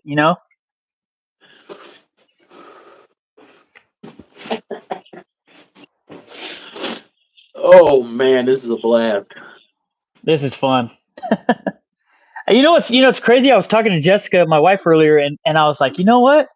I don't know if I want to go back to doing just the lives that aren't a dual live. I just enjoy these like a little bit more than a regular live, I have like, no intention of just doing a live unless I'm building something in it. Other than that, I want to keep doing it. Yeah, I was telling her today, actually. I was like, I don't know if I'm going to go back to just doing lives by myself because I have so much fun doing the lives with Mike. They're just a lot of fun, and she's like, you're really not going to go back to doing lives by yourself? And I was like, I don't know, maybe like one here and there, but This is just a lot of fun for me. You know? Yeah, if I do a live by myself, it'll be mostly me building something, like running a Yeah. lathe or something like. Not a lot of talking for sure. But as far as like a live where it's actually me verbally engaging the audience or something like that, I have no ambition to do it unless it's something like this, just the dual live. These are Yeah, way better than me staring at the screen looking like a damn monkey in the zoo. Yeah, But man, they're I fun. think they're talking to me. Yeah, they're fun, dude. Like, I mean, I had a lot of fun doing all the lives that I've done previously by myself and hanging out with the people. But man, it's just a little. This is different. It's just a little bit more special for me. You know. You two do bounce off each other great. I hope that's a personality comment and not the fact that Brian or Ryan's an attractive man and I'm a large person. I think we do. I think we're doing pretty good, man. I think it's just. Yeah. Pirate says these lives are great. Brad says very entertaining. I appreciate you both for saying that. This is a lot of fun, and I definitely feel like Mike and I really, we really do mesh well together on these lives, which has made this so much more fun and and so exciting at the same time because it just feels like each one is just going to get better and better and better, and we're just going to have that much more fun and just hang out with all you people. It's great, so cool. Yep. Yeah, I was kind of reluctant whenever we done the first one. I was like, I don't know how it's going to turn out. Maybe do one or two, all right. But no, man, these are a blast. I like the dual lives a lot better. Seems like we can engage with each other and the audience a lot better. What's up, John? I see you in there. I wasn't ignoring you. You just caught me mid sentence. But What's up, John? yeah, it's I think it's better. I think it's better for the viewers too. Like able to flow with the comments and flow with each other a little bit better than me having a list and like, all right, we're going to talk about this, and then we'll talk about this, and then yeah, we'll talk about this. All right, really enjoy a live. I'd love to go live with one of you one day. Well, Cody, we were talking about that earlier. Maybe not here immediately, but in the future, we're actually working on maybe bringing in some other people and interviewing them or shooting the shit with them. And maybe roast them a little bit or picking on them, just kind of giving them hell while they're in here. Maybe they can get a word in edgewise. I don't know. But I kind of messed around with StreamYard the other day and think we kind of got it figured out a little bit. So that is a possibility that might be coming up. I think it'd be good for, see the faces that go with the channels and stuff in a not pre-recorded environment where you get to edit out all your flaws and ignorant stuff. Yeah, that'd be definitely a cool thing that Mike and I have talked about. Just having people on and definitely kind of expanding this thing, and I think that'd be a really fun avenue to go because you get to meet the different personalities, obviously that you see in these live chats. Get to see the face and really get to know them. That's the cool thing about these lives is that's what I like personally about these lives is I don't just want to be. This is just just speaking for myself. I don't just want to like make videos and people just to like, oh, I like his work, I like his videos, I like the stuff he does. I want these people to know me as a person and just get to know me and say, man, he's a genuine guy. He's a good dude too. He's not just like some guy that's just doing these videos just to do them. You know what I'm saying? I want these people to buy my drugs. No, I want these people to like. I actually want people to like look forward to coming hanging out with us when we do these and be like, "Fuck yeah, that's going on tonight. I got to be there for that." I'm not saying put your life on hold to come hang out with us, but I want people to be like, "Hey, man, like." It'd be cool if like I could make it to that and watch these two like hang out, maybe bring somebody on, talk to them, because like these guys don't really just talk about woodworking. They talk about everything else, from sports to nonsense to current events to like just roasting each other or making fun of Conrad Wheeler for being built like Shrek and having a rape van down by the river.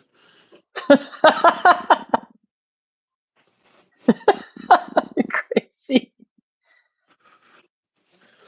But no, we got two sides of the community and too well cohesive of a community not to take advantage of it. I'm posting my It's a rape centric, damn it.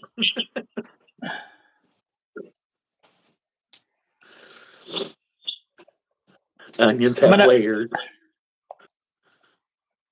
So those of you, and congratulations, Cody, on that. I'm going to post my referral link to the Basecamp mask for those who are interested.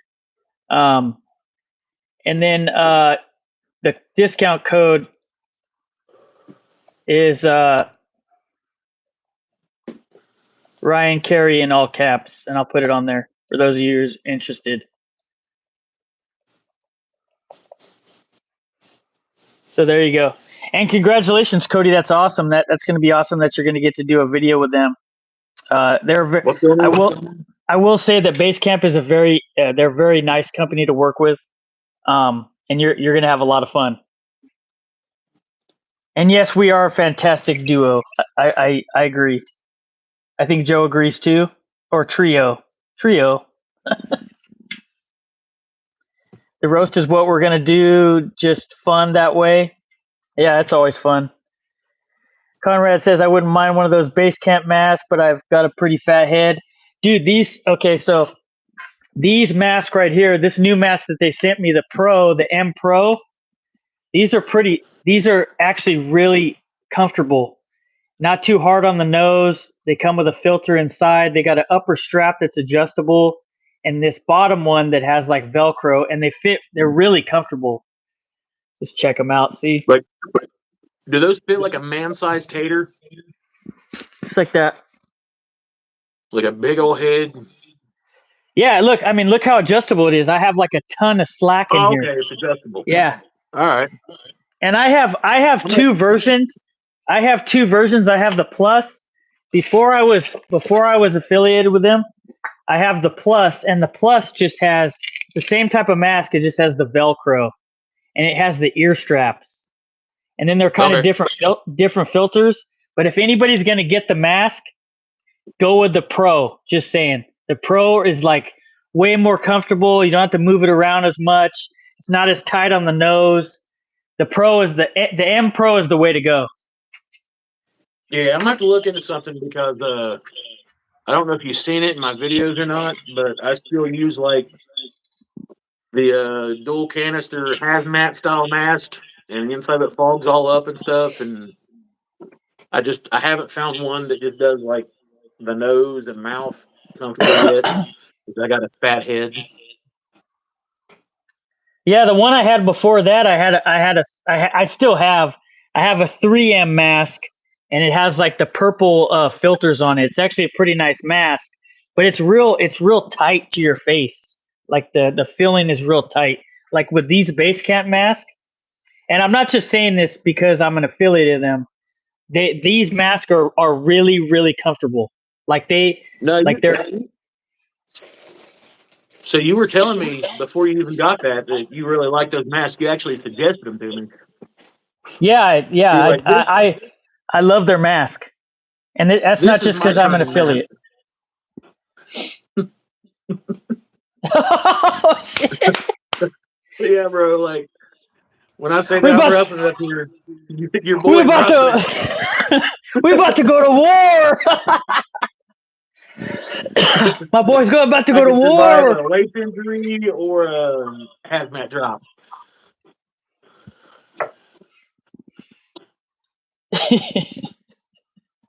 Yeah, it's like Conrad's in the same boat I am. He got a big old tater too.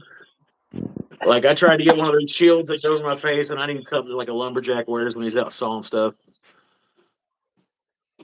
I just got one like that for weight. Yeah, the limit. That's what I wear mine for. The only thing is, man, I don't know if it's just where like this one's old or not, but like it fogs up like crazy, and I got to take it off. And I've used the anti-fog wipes on it and everything like that, and it doesn't work. I guess how it's supposed to. I don't know, but I'm definitely in the market for a new mask or a new face shield or something like that. I have this one. Josh from Last Breath Woodworks told me to get this one, the Jackson. Yeah, and that's it's one pretty. of the things that I'm having. It's actually pretty comfortable, and from what I remember, I don't think it was that expensive. Yeah. I want to say it was like $35, maybe.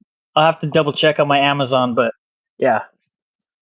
Yeah, that's one of the things that really irks me is like a lot of the safety Nazis in here are like, you're not wearing the proper PPE. Well, getting the proper PPE for my big ass is kind of impossible sometimes. Like, sometimes I gotta heat the glasses up to make them like fit around my head, just like to warm up the arms so they'll bend out without breaking. And a mask is almost non-existent sometimes.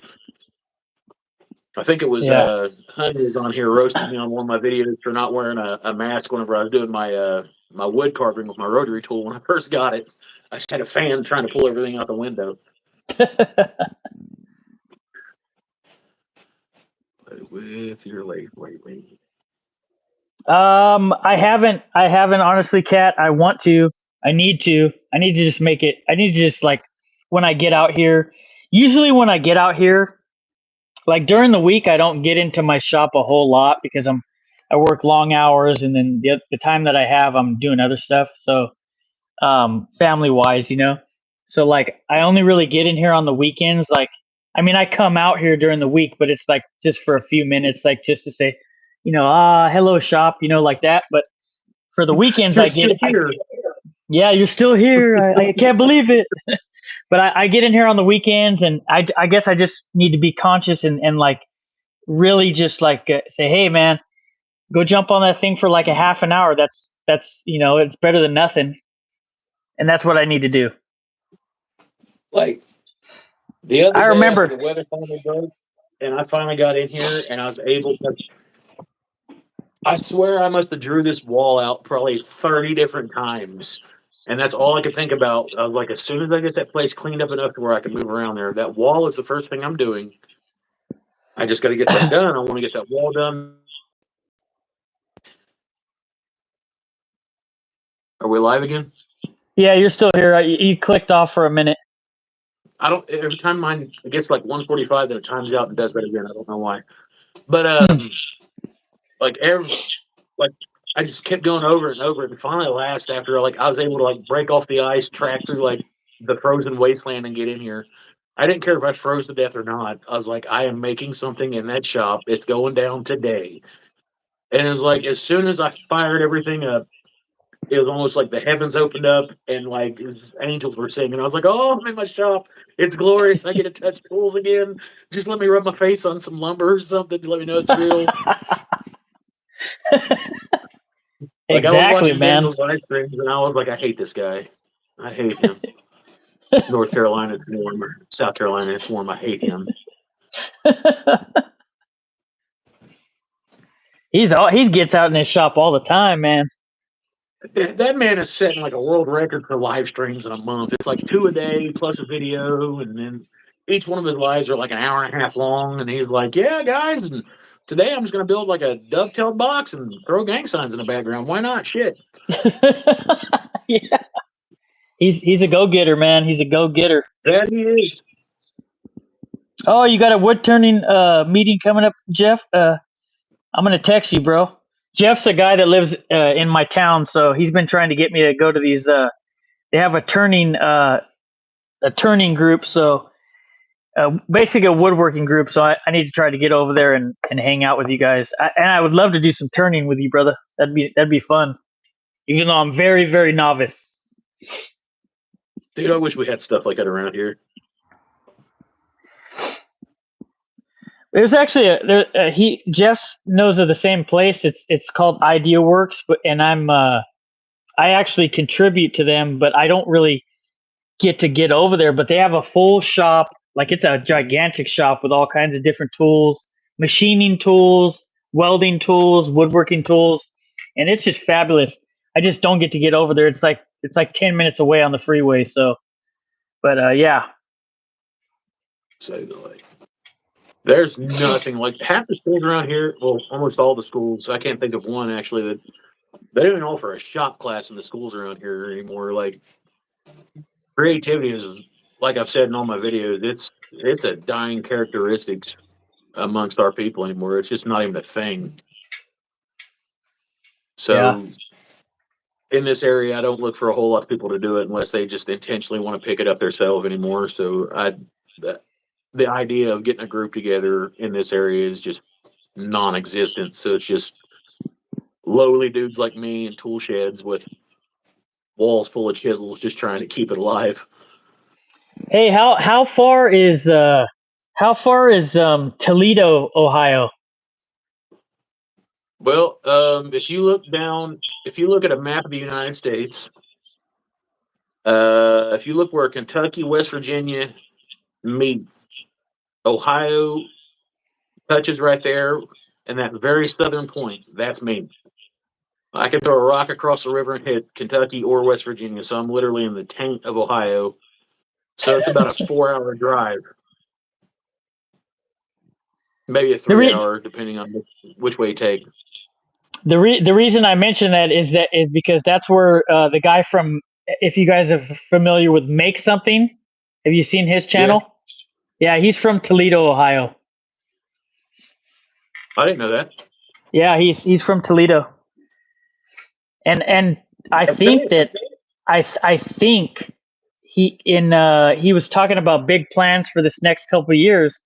He's actually going to be creating a big facility for woodworkers there in Toledo. Oh, really? That's cool. That dude is like in it deep, man. He's like in it to win it. He's trying to do some big things in his town. New Beginnings, that's not too far from me, really. Bluefield, West Virginia. Yeah. Yeah, Jeff, we gotta make some time, brother. Yeah, it's actually pretty cool, man. I tell you, somebody that I've been watching here lately, and I've seen his videos before, and I kind of just like, it wasn't nothing against him. It's like they didn't do a whole lot to like grab my attention because they weren't like flashy and sparkly like attention getting videos. And I know it sounds horrible, makes me sound like stupid shallow, but once I got more into like the technical aspect of like the hand tools and stuff like that, and started trying to like grow more as a channel, Rex Kruger, the guy on YouTube that in his basement that does all the hand tools and stuff like that. That guy is a beast. I would love to just sit down and pick his brain for like 5 minutes. Like there's just the knowledge that I'm pretty sure he's forgot. I would just like to know. Like that guy is phenomenal. I've sit there and I've watched him for like the whole time we were snowed in. I sit there and I watched him make all these hand tools, and I watched him on like sharpening chisels and plane blades and all that. And I was like, I need to learn how to do this, so I guess I'll watch this guy. It seems like it's boring enough that I'll do it. And within like the second video, I was like, oh man, this guy's got it down. I got to figure out how to do this. Yeah, and Rex is awesome. I really felt bad because I never gave him the time of day to check out his channel.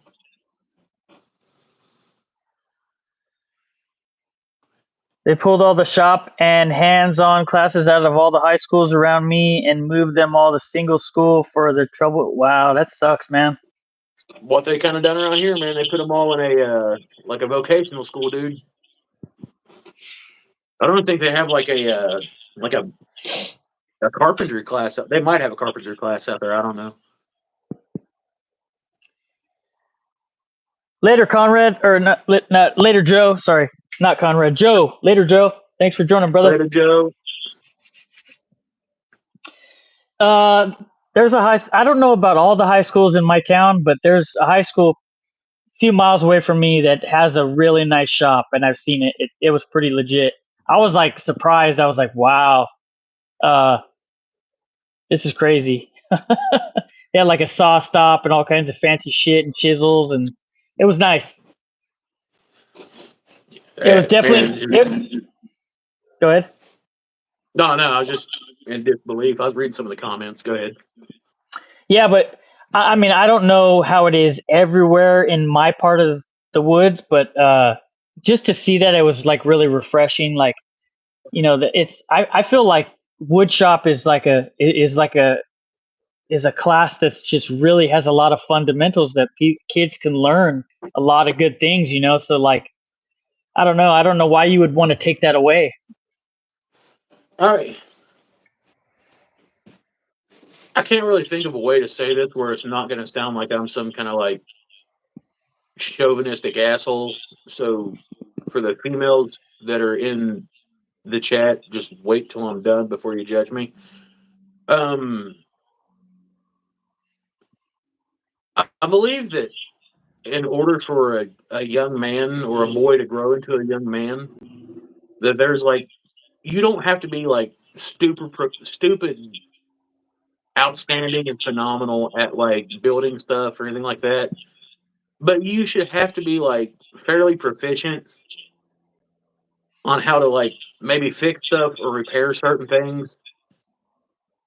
And I think those classes were key to maybe instilling those skills. Like if you look back at our grandparents, like your dad, for instance, was he not just like a badass carpenter, cabinet maker, everything else? Like he could probably do anything that you wanted to do. Yeah. If not, he could figure out how to do it. Yep. My dad could do it. We didn't have that stuff. I had to kind of like teach myself how to do it. And now, like, you've got these kids that, like, I worked with a grown man at my last job. He literally tried to change a toilet seat with a butter knife because he didn't own a screwdriver. That's what I'm getting to. I think that in order for you to, like, progress into, like, being a man or being even an adult, if that matter, you should have to, like, at least be proficient on how to fix, repair stuff, or at least repair it until a professional can come and repair it. And by taking that stuff away, they've kind of robbed our youth from having that ability. I don't know. It might just be me. No, that you're definitely right. I feel like you got to know how to do stuff like that. Definitely. I mean, I'm not saying that everybody should know how to like saw in dovetails or braze copper pipe or anything like that, but you should probably know how to work a screwdriver or maybe change the filter in a vent or, you know, take the blade off a lawnmower. And a lot of people don't even do that. Like I don't know.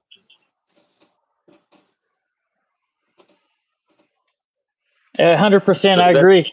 I agree with you. That's not like it's not a chauvinistic or a sexual comment or degrading towards women in any way. That's just the only way I can say it for it to make sense coming out of my head.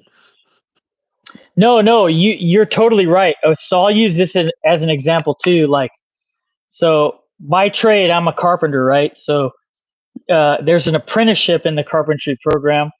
So usually, like, they have like 20 classes over the span of 4 years that they have as a curriculum, right? So now the higher scale classes have been roofing and stair building. That's been like the two that were just like the high standard classes, like towards the end. And now they don't even offer those anymore. And I feel like you can learn so much as a carpenter from those two classes right there, stair building and roofing classes. I feel like there's so much to learn as far as like just detail and just I just don't understand when they took those away. And I saw that, and when they took them away, I was like, what in the fuck are you guys doing, dude? What are you doing? Well, I mean, it's not, you know, not like, only that, but if you break it down into a concept of, we'll use me for example. I don't care to make fun of myself. When it comes to math, I am the dumbest person on the planet. When they started throwing parts of the alphabet in there, I am dumber than a rock. I barely made it out of high school math. And if it wouldn't have been for the fact that the smart kid sat at an angle where I could copy it off his paper, I probably wouldn't have done that. Like, I can't math for nothing. Science and everything else, it's cool. But I guarantee you right now, as an adult, and I haven't been in a classroom setting as a student in over 20 years, you could set me down after doing stuff in a wood shop and I could probably smoke that test because I've done everything that they're doing hands on in a way that I wanted to teach myself.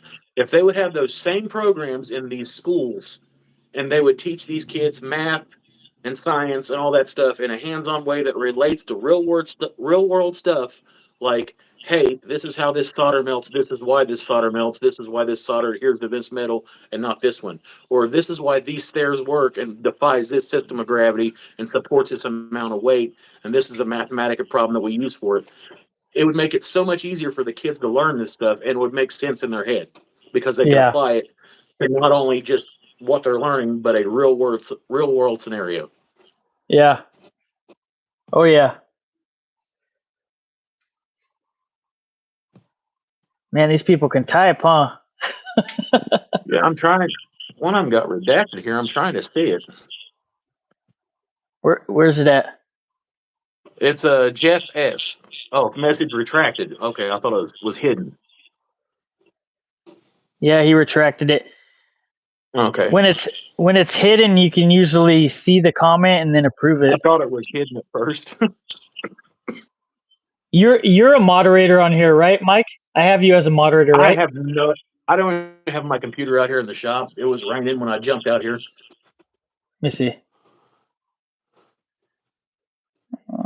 I don't know, because you have to type something for me to see. Yeah, I don't think I can type anything right now. Maybe hell, I don't know. Probably not. I don't know. Let's see what these comments are. Yeah, when in doubt, look about. I had to work around the house every Saturday with my dad after sports and learned along with him how to do everything, keep a house going. Yeah, I mean, it's just basic stuff like that. I'm not saying put them in like handyman boot camp and make them do things, but teach them how to do stuff that they're going to need in life. Like one day, believe it or not, they're not going to be living in your home. They're going to be living on their own, and they're probably going to figure out how to like fix a leaky faucet, or they're probably going to have to figure out how to make sure the gas pipe's not leaking. So it's things like that that boys and girls, they all need to know. Yeah. Conrad says, I force my girls to change the oil and tires before I let them get in their driver's license. You may not need to do it, but you will know how to do it. That's awesome, dude. See, that's freaking cool, man. You're a good dad, daughter's the same way. She got her driver's license, and before I'd let her leave my driveway, I made sure that she knew how to check the oil and she knew how to take a tire off after she jacked up the car, change the tire, and let the jack down, put everything back, put it in her car. John says, Kizzy, when you lose the instructions, they're on YouTube now. That's crazy. Brad Maloney, that's awesome, dude. Like, not a lot of kids, and I hate to say it, especially not a lot of young females are excited to get into woodworking. Yeah, it's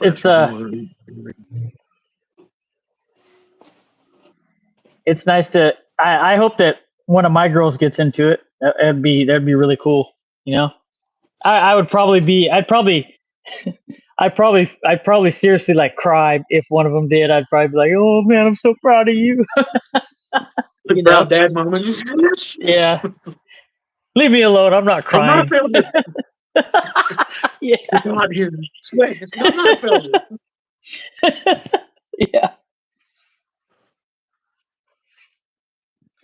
There should be a class for homeowners before they complete the sale of a home. Yeah.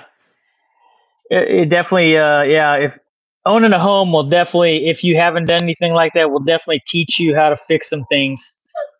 Or want to not have to pay for things and learn how to fix them. You know what I'm saying? I had a video on YouTube of my son at 6 years old changing a tire with an air gun. Got a child harm strike. Had to make it private. Wow, that is crazy.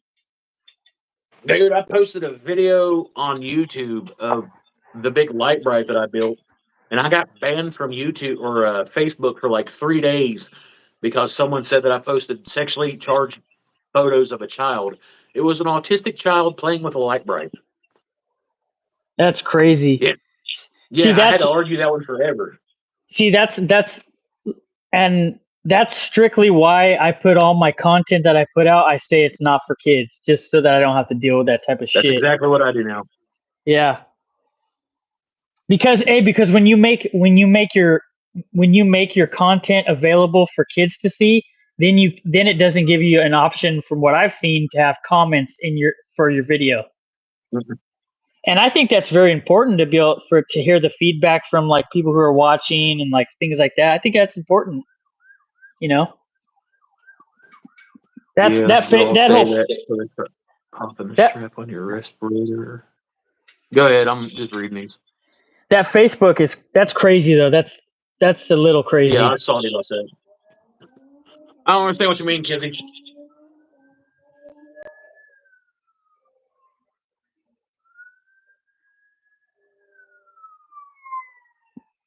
I don't know what you mean either. I think we're reading the same comment, right? About popping the strap on a respirator and pretending to fall into the table saw. Yeah, I don't know what that's about. Yeah. Fixing things for other people is how I made a living for. Yeah, Paul. I mean, Mr. Walker. Sometimes the job's hard to find. Handyman's not a profession to be frowned upon. Oh yeah. I've said it before, and I think it was our first actual dual live. I'd rather be a jack of all trades than just be a master of one. I was like, I want to know how to do everything. I don't necessarily have to be a master at one thing, but when it comes down to this, I want to be able to do it all by myself if I have to. Yeah. Oh, that's one of the things your son does to you in the shop?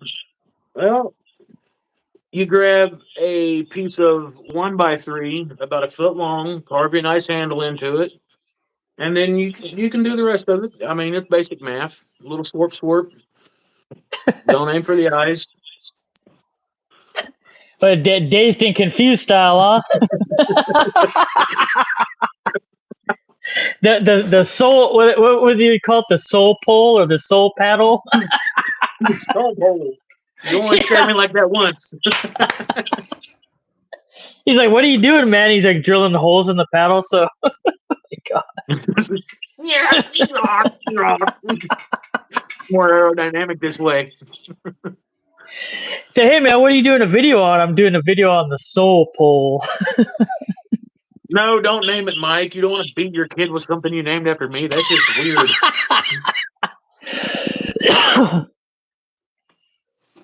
Some days you can get smart enough to know you can do something, but you don't want to do it. I rebuilt my bathroom 15 years ago. Now I am paying someone else to do it. Hey, that's okay. You do get to the point where you don't want it. Not everyone parents like us. If they don't parent like us, then they should probably take notes, honey. It's my wife hopped in there. We beat our children. Hello. Don't worry. Hello, Kayla.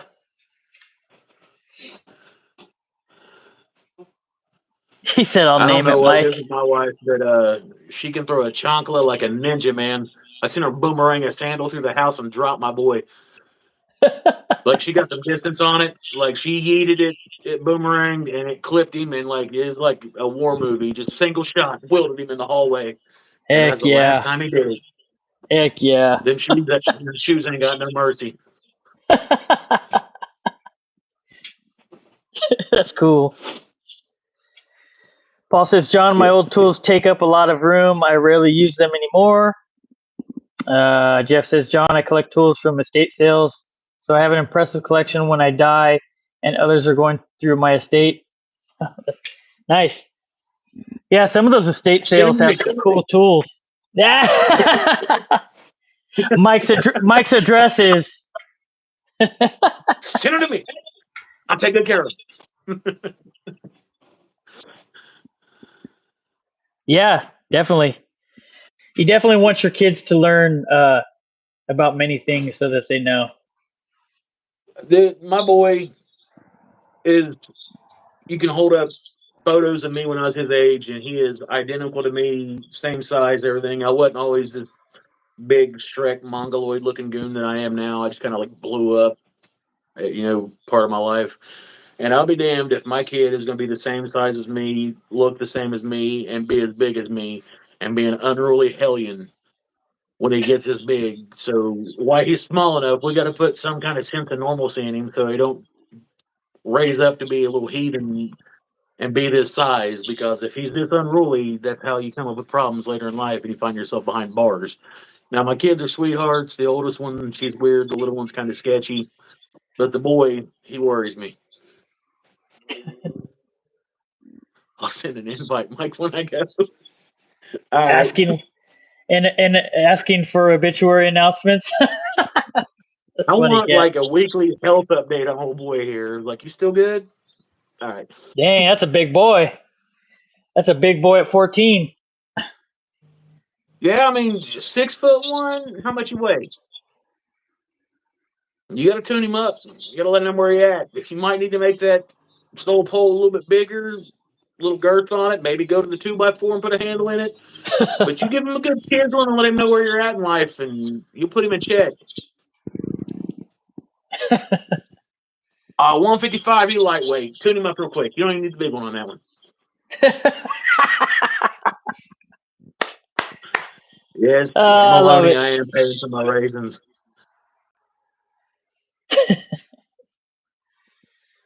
Good luck. It's a gene thing. You're stuck. Yeah, I know, man. I wasn't too bad of a kid. I was a little ornery, but I wasn't like straight up felon. So my mom and dad, they done all right by me raising me and stuff like that. My right leg is 155. Yeah, they like. I'd say I probably got 155 in my legs. Yeah, just tune him up real good. Like when he least expects it, like catch him like halfway passed out on the couch, just roll in and stall off and beat the brakes off him, and like tell him that's in case you think about acting stupid later. And then just go back and whatever he's doing.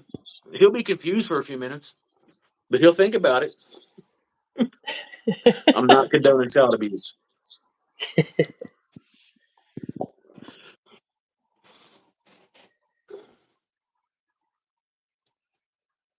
What'd Timber say? Mine are already in my will.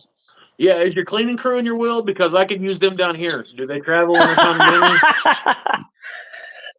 Smart ass. Dude sent me a picture of his shop the other day. He's like, see, Mike, it does get dirty. There's a pile of sawdust in the floor about this big that he's already swept up because you can tell his OCD is just getting to him. And I was like, man, that's spotless. Don't even start. I took two 55-gallon trash cans of sawdust out of my shop the other day.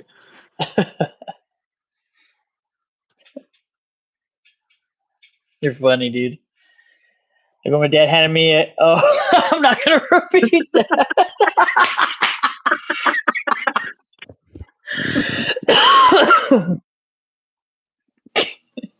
That was funny, Jeff.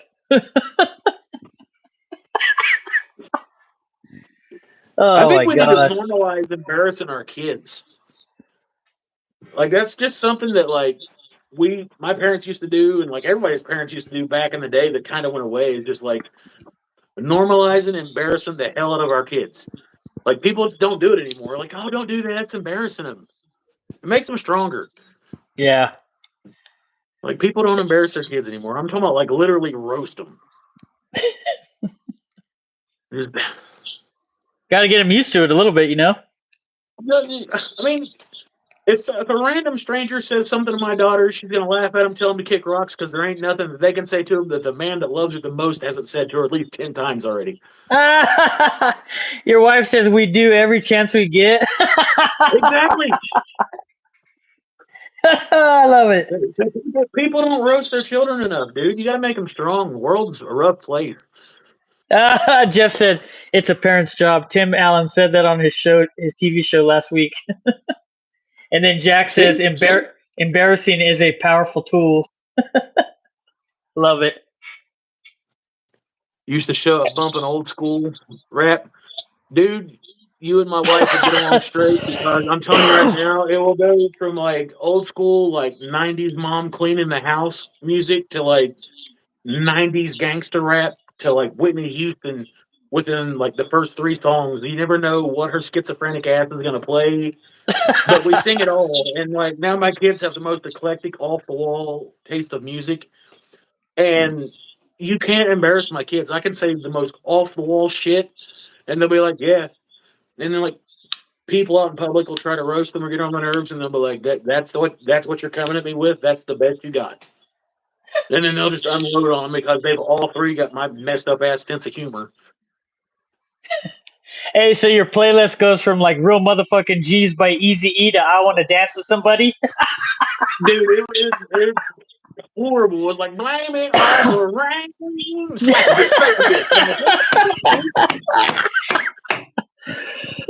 bit. Hell yeah. I heard it rain down Africa. Make money.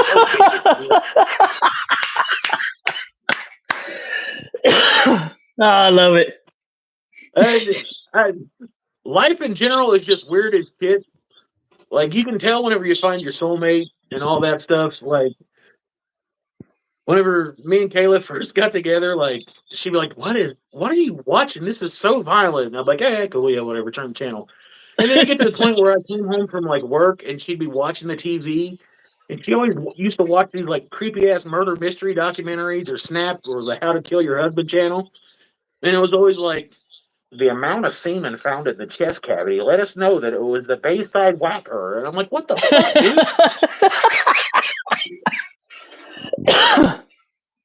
I was just wanting to watch some sci-fi stuff. Dude might got his head cut off, and you're in there watching all this stuff. Oh my gosh, Jeff. I used to play Don't Fear the Reaper when I was delivering bad news at work. Back in 2012 when the world was supposed to end. Like the whole world was supposed to end or whatever. I got in trouble for driving around the police car through the shitty part of town, playing End of the World as We Know It by REM through the PA. I love it. I freaking love that. Yeah, they weren't nearly as cool about it as I thought they'd be. Yeah, I know. Yeah, like people got real salty about that shit. I bet they did. As you're just laughing. Let's crack them. Hey, later, Conrad. Later, Conrad. But dang, man, we're going 2.5 hours strong. Fucking big dick energy, just. How about it? Like a big dick in the locker room. Heck yeah. And we got them strong in here, baby. Almost 25. Yep. Someone asked y'all to act out rolling down the window. What? I missed something here. If someone asked y'all to act out rolling down the window, what would y'all do? Huh? I don't get that. Rolling down the window? It's like I'm jerking off a donkey? Hey, that's a good special, Jeff. I've seen that one. I used to like George Carlin. Dude, I was so pissed off when George Carlin died. Hold on for a minute. Don't do it.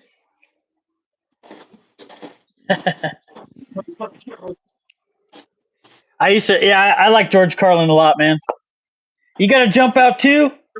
All right, David. See you later, brother.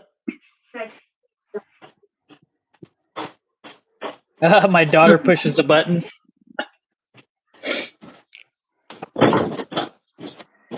The recording went all over the school, so it was probably inappropriate. I bet it was. I had to give her the bank card, so I'm probably bankrupt now. All right, so gotta go play Legos with the 11-year-old. Awesome, man. Oh, okay. So Brad, So, Brad, I am located in California, in the Central Valley, Clovis to be exact, Clovis, California. So that's where I'm at. I missed something here. Hold on for a minute. Go for it. Okay. No, you're good. I had to catch back up. See you, David. Later, brother. Later, Maple Leaf. You squeaky clean bastard, you. OC Dizzle. OC Dizzle? That'd be David's rap name. OC Dizzle in the house. Motherfucker got the cleanest pure Look, he said, I heard that. Hey, I knew you couldn't leave, David. I knew it.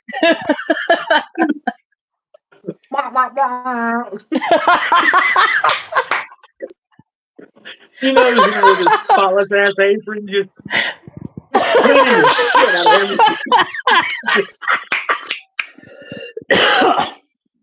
everything. He's got the best Shania Twain going on in his headphones because she's a Canadian treasure. Just fucking wax.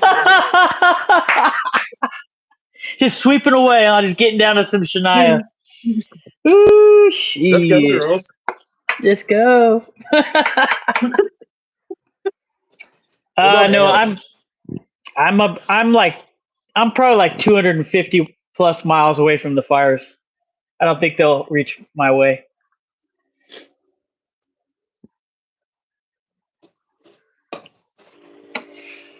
Hey, you know what's crazy, Jeff?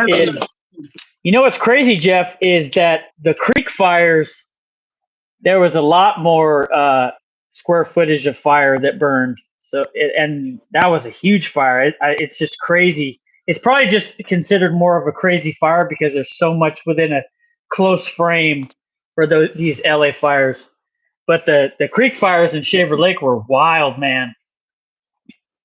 Anyways, go ahead. No, I was going to ask you get like a bunch.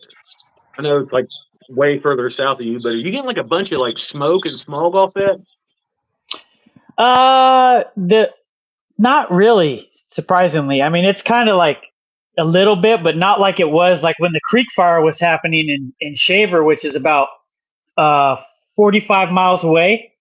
It was like you couldn't eat. It was like totally bad. The sky. See, the National Forest out here, it caught fire, I think like 3 years ago, and it was not even a drop in the bucket in size comparison to that. Dude, it blacked out the sun for like a week. Yeah. So I was just wondering that. Yeah, the one in LA hasn't the one in LA hasn't really been that bad, but like 4 years ago, I think it's 4 years ago now, when the creek fires were going on in Shaver, it was bad for like a while. And then I remember like when they finally allowed people to go up, like the first day after they had done like a little bit of cleanup up there and the fires were like contained mostly. My wife and I drove up there at nighttime and the sky was literally like still like red and just black. It was crazy. You know? I was wondering about that. I was like, I wonder if that's like affecting the air quality and everything up there. New beginnings. I personally don't have any stickers yet. I've eyeballed some and I've got an order in progress. Ryan's actually got some pretty badass stickers. Hey, I don't know if he still does or not.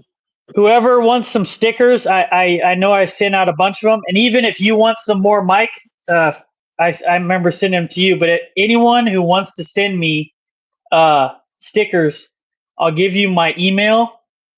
And you guys can send me an email with your address. And I will send some stickers your way. I am sending out tufts of pubic hair. So there's my email, guys. And let me know. Send your address, and I'll send some stickers your way. I got a bunch of them. Look, I got a bunch of stickers. Check these out. I got a bunch of stickers. Like a crack at third grader. Look at that. All stickers. Brian, you have to send me the info on where you got those at. Because the quotes I've been getting are like sporadic. I got you. Cool. Yeah, so whoever likes stickers, I might, Chase, I think I do still have your address, but it's probably in one of I have a bunch of different notebooks. So if you can, brother, send me your address. I do need to keep everybody's address in a specific folder so that when I send stuff away, I can do that. So if you can, Chase, and other people who are interested, there's my email. Drop me an email with your information, with your address, and I'll definitely send all of you guys some stickers. For those of you who know, when I say I'm going to send you some stickers, as well as Mike knows, I send them quick, man. They come your way fast. I make sure you get them. Yeah. The white powder in the bottom of the envelope smelled funny, though. Don't worry about that. I felt great for like 3 days. You what? I felt great for 3 days. I was in the shop. I built all kinds of shit. You were cleaning? Hey, you were cleaning off. I mean, I wasn't Arduino cleaning, but I was cleaning. Heck yeah. Oh yeah, that sounds like a plan, Jeff.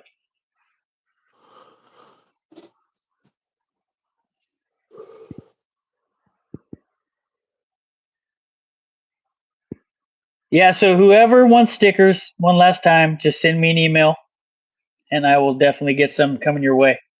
Send me an email with your address and all your information so I can. Beep.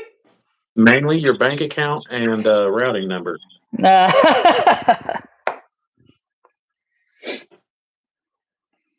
Well, damn, man, we're almost at 3 hours.